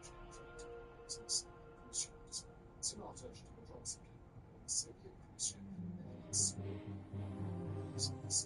Soviet vessels allowed to its ports. Those who existence was like this, but they also came with intense supervision. Things were limited, but Gasinskaya found in particular Australia, which she read about in numerous magazine articles that her Soviet bosses had been hunting. She dreamed of starting a life. In the end, it all turned out to be on the 14th of January 1979, the SS Land and Solomon, operated by the Black Sea Shipping Company, was docked at the Pier Ports. By this stage, Gasinskaya had worked away on his own interests. That night, a large crew arrived at Daily Point. Gasinskaya made her excuses and got into the cabin. Now that's a lot of overview, still sleeping. So it's darkness, no water. Gasinskaya submitted to a tiny cabin portal, reportedly only about 36 centimeters wide. Very news. Describes the cruise ship expecting a little sleep on the Daily Point. Nothing. Just wait for it. Finally reached the point. And you can imagine the shock on Bill Green's face when first looking up at his thought she was a Russian agent. Talking about this man, because the pilots Green contacted the Australian authorities. Gasinskaya formally requested her to accept. I'm sorry, Nathan. Certainly not a given. Australia's Crown announced immigration ministry with thousands of Lebanese and Cambodians arriving in the country. Some asked why this girl who entered the country they should be allowed to stay. Soviet embassy turned insisting that I told him I was sorry. Australian officials eventually refused, and another call for action exhibition was. Then the turbulence became involved. The image of a teenage Soviet woman escaping from a communist cruise ship wearing only a red bikini would be impossible for newspapers. Headlines appeared across Australia and beyond, and before long she'd acquired a nickname, the Monica Bikinis. The attention was now several incidents of instances of decision that generated this proxy. Many argued that these were not reactions or persecution, which students out.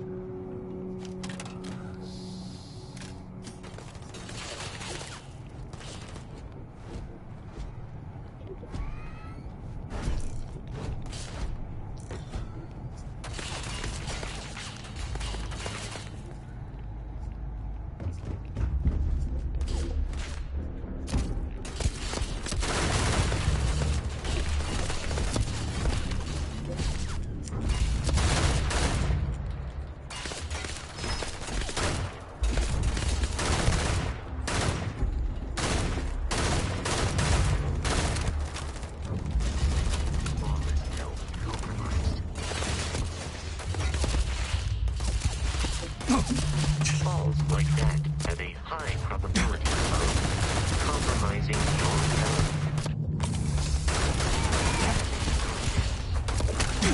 Take this guy down!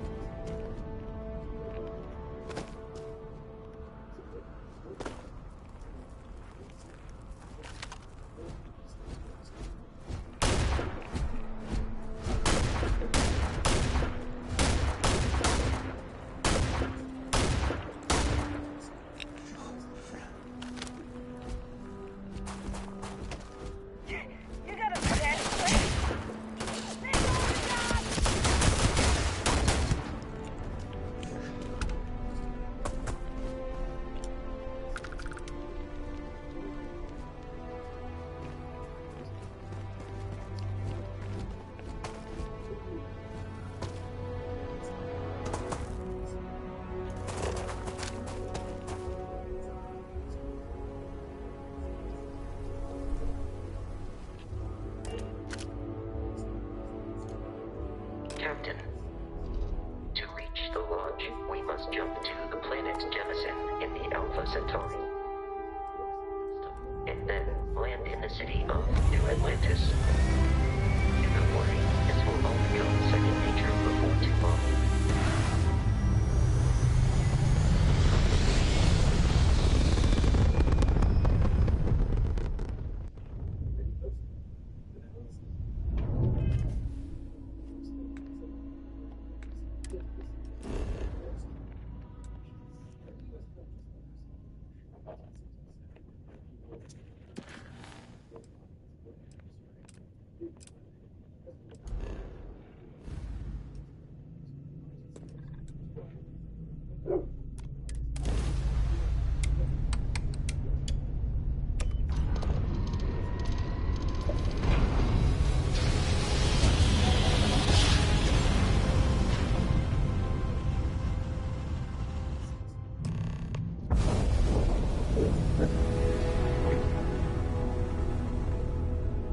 Starship Frontier,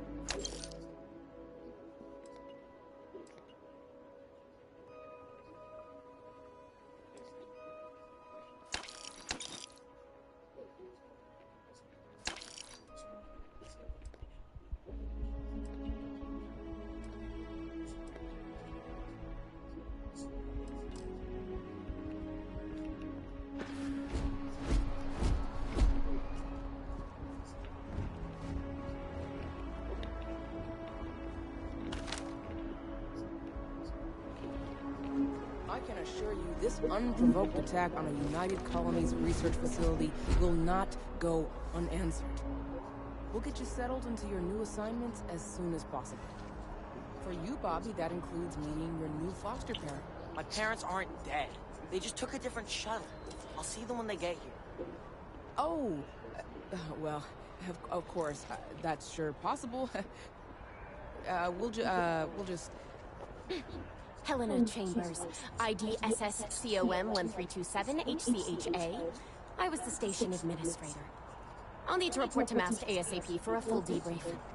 My treatment thus far has been entirely unacceptable.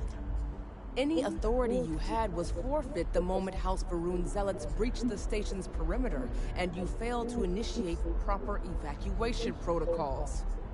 Thank you for your service. We'll find you a new position commensurate with your experience. And Mr. Bosch, let me just say how honored I am to meet you. By all accounts, you're the only reason anyone made it out of there alive. Well, just glad I still remember my flight basics. It had been a while. So was shooting a gun. I read all about New Atlantis. So cool! Is it true the Nat train goes 5,000 miles an hour? Or that citizens get special discounts? Or that the whole city celebrates when it's your birthday? Mine's June 11th, by the way. My parents took me to Aquila City last year. It kinda smelled. But I don't smell anything here. No, yes, no, and I will certainly mark June 11th on my calendar. As for Aquila City, well, the air purifiers here in New Atlantis are state-of-the-art. Ugh, Aquila City? Oh, don't even get me started on those simpletons. A little unfair, don't you think? Freestar Rangers helped me out quite a bit a couple years back. Got ambushed by spacers near Narion. They assisted, no questions asked. Even helped with some repairs so I could do an emergency jump home. Good people. In any event, you all must be exhausted. Just give me a moment to coordinate some details with security. I am really in the middle of something. Not now.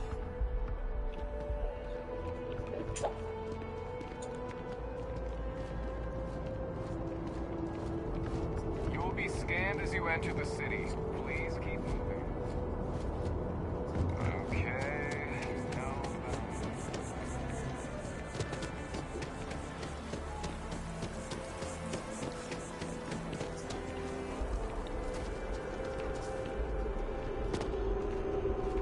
This is New Atlantis Transit, or the NAT. It provides free transportation throughout the city. We can take it directly to the mast.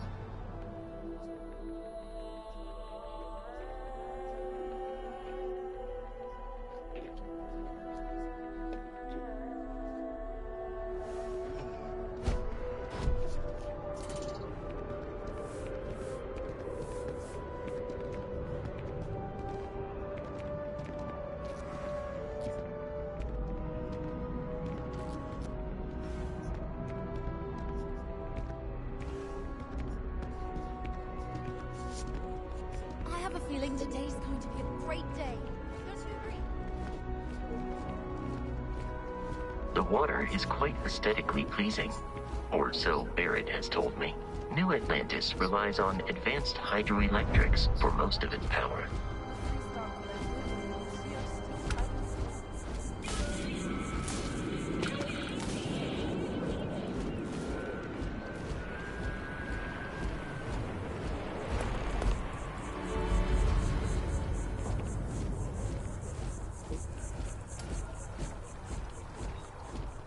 We may be in a United Colonies city, but Constellation is an entirely neutral entity, and always has been.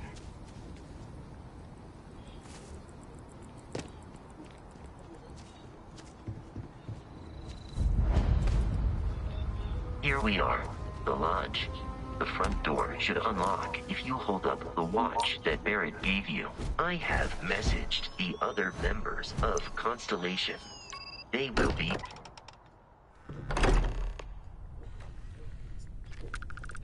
Captain, everyone will be in the library. Justin. We appear to have a visitor. Welcome to Constellation. We have a lot to talk about. Would you care to tell us what happened to our... I see. Vasco, verify. All statements made have been factual. This is just typical. Barrett hands over our ship and our robot to some random employee of that discount mining outfit he uses. Walter. And if we hadn't insisted on installing those emergency protocols, I guarantee you this rock maker here would be halfway to Neon. But that didn't happen. He's here with the artifact. Thank you, Matteo. Now, let's focus on what's in front of us, shall we? What happened when it was extracted? Did anyone see anything? Hear anything? Interesting. Similar to Barrett's description of the experience, with less embellishment. Are you hearing this? Do you all believe me now? Whether it happened or not wasn't in doubt. But honestly, Kadri, if you expect us to believe in fairy tales... If this is the greatest mystery in the universe, why couldn't it be part of the ultimate mystery? But gentlemen, can we please focus? Noelle, I think it's time we tested your theory. Right. Let's see. We know the artifacts react to each other. The pieces we already have move when they're in close contact. Now, if we add this new one to the two we already have... The artifact. If you could place it on the table here. That's it. Just like the others. And to imagine, we thought there were only two of them at first. Oh my god, that's it. They're reacting. Look at how it's coming together. That energy that's arcing between them, no manufactured material in the settled systems can do that. None of them. This proves... Easy, girl. Breathe. You'll have a heart attack. She's not the only one. If they're coming together, that means this is set. Built by an intelligence outside the settled systems. Still 2,000 credits for our little wager, Kadri? You're on, Walter. Well, if we had all the answers, it wouldn't be exciting. Now, would it? Not to take away from the moment, but what are we going to do about our new friend here? So, are you ready to get to work? See if exploration is the life you want to lead in this little universe of ours? You should take some time to get settled. Come find me when you're ready. You and here. I think you've earned something for bringing the artifact to us. In addition to...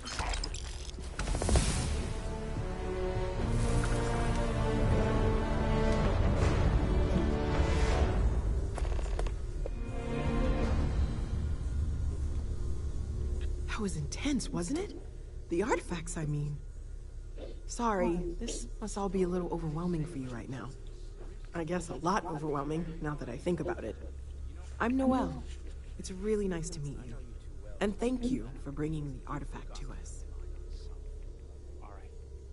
There's a chance that a 15th century edition of Aquinas' Summa Theologica is out there. I've been asking a few questions in my spare time. Well, best of luck.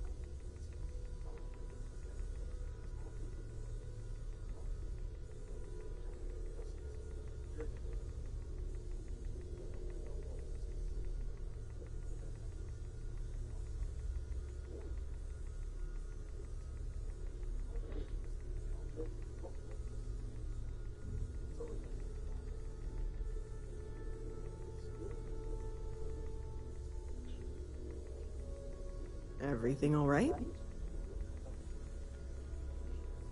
Planning on sticking around then? Good. I think we can find a spot for you. And along the way, I can give you the very abbreviated tour. Right. So you've seen the library, obviously. Walter's quite proud of the collection, but Matteo has made more than a few contributions. Gardens are out the doors there, if you need a moment of quiet contemplation. Emphasis on the quiet part. At least usually. Let's head upstairs. Sebastian Banks, Constellation's founder, had this place built decades ago. Dare I ask what I'm... It was a big to-do at the time, but most people in the city have forgotten we're here.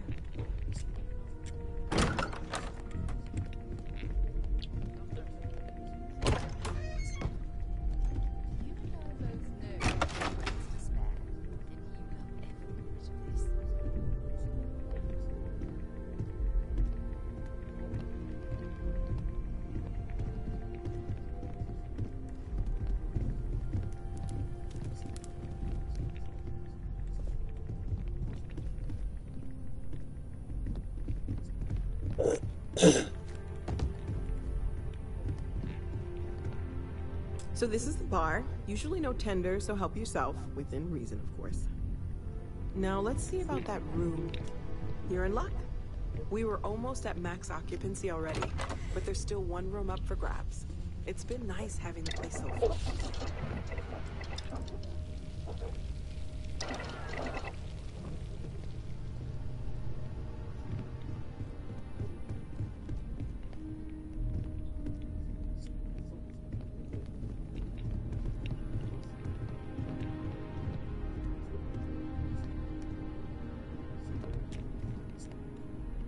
Okay, this'll be you.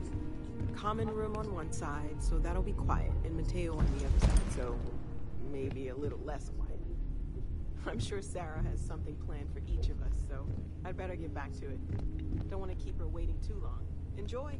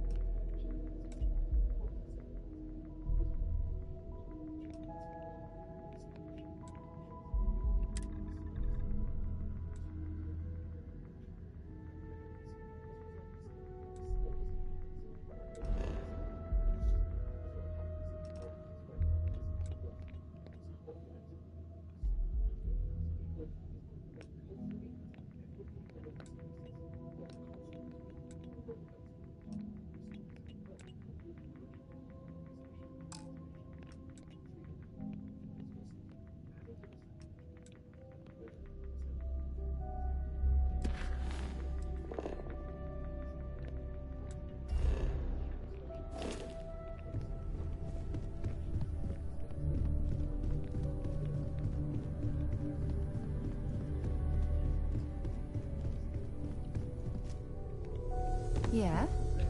So, are you ready? We're going to be doing some old... That means people... I've been letting my contacts know.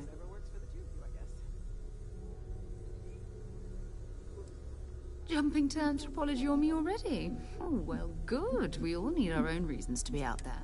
But it's not just that. I want to... I'm going to be sticking with you for this. We'll need to head to Mast. And listen. Every member of Constellation is their own conscience. Understood? Good. Let's take a little stroll through New Atlantis.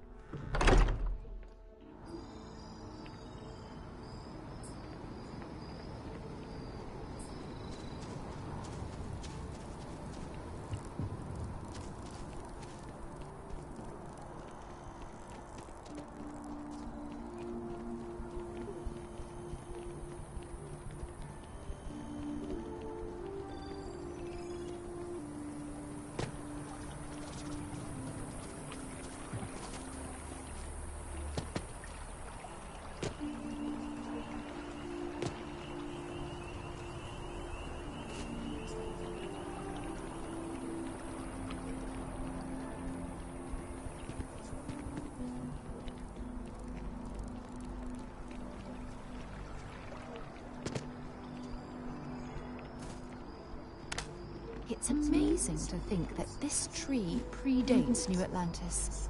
Can you imagine all the changes it's seen?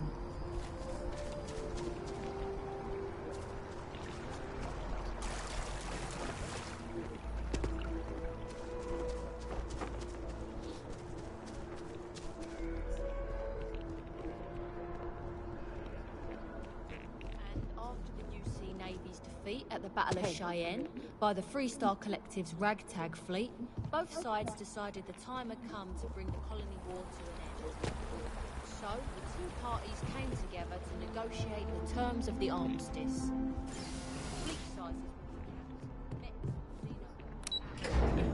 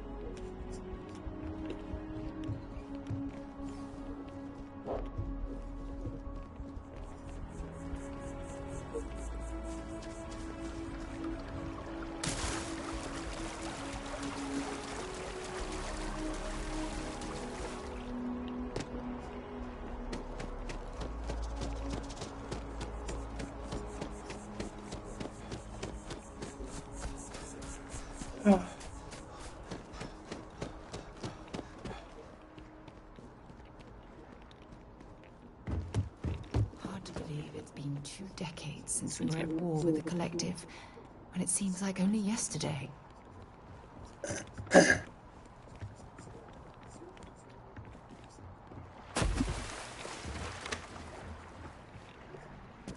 Nobody sees the ambassador without an appointment, and you don't have one.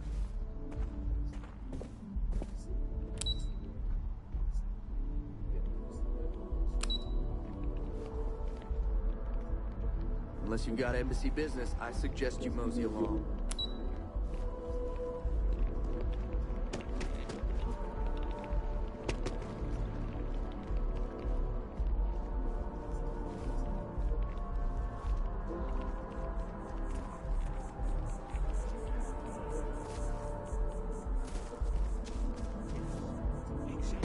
It's like when someone insults you.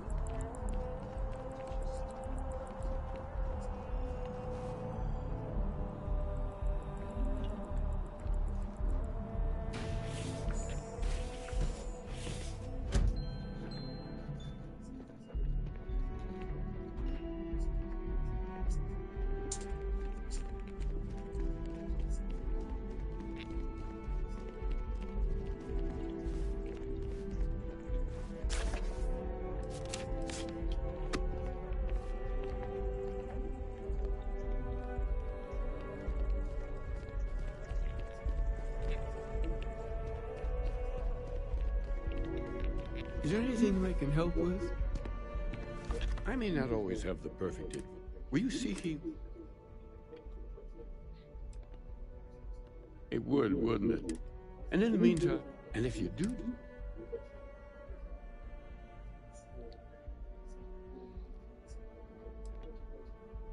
Excellent, excellent.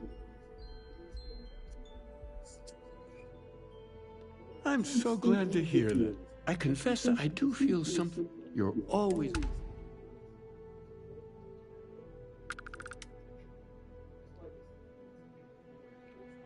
Being aware enough to... It shows self... Why do you think you...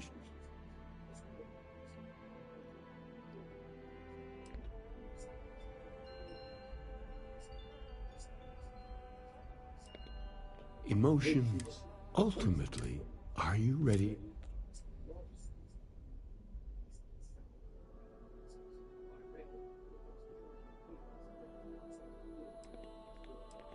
I'll be here if you...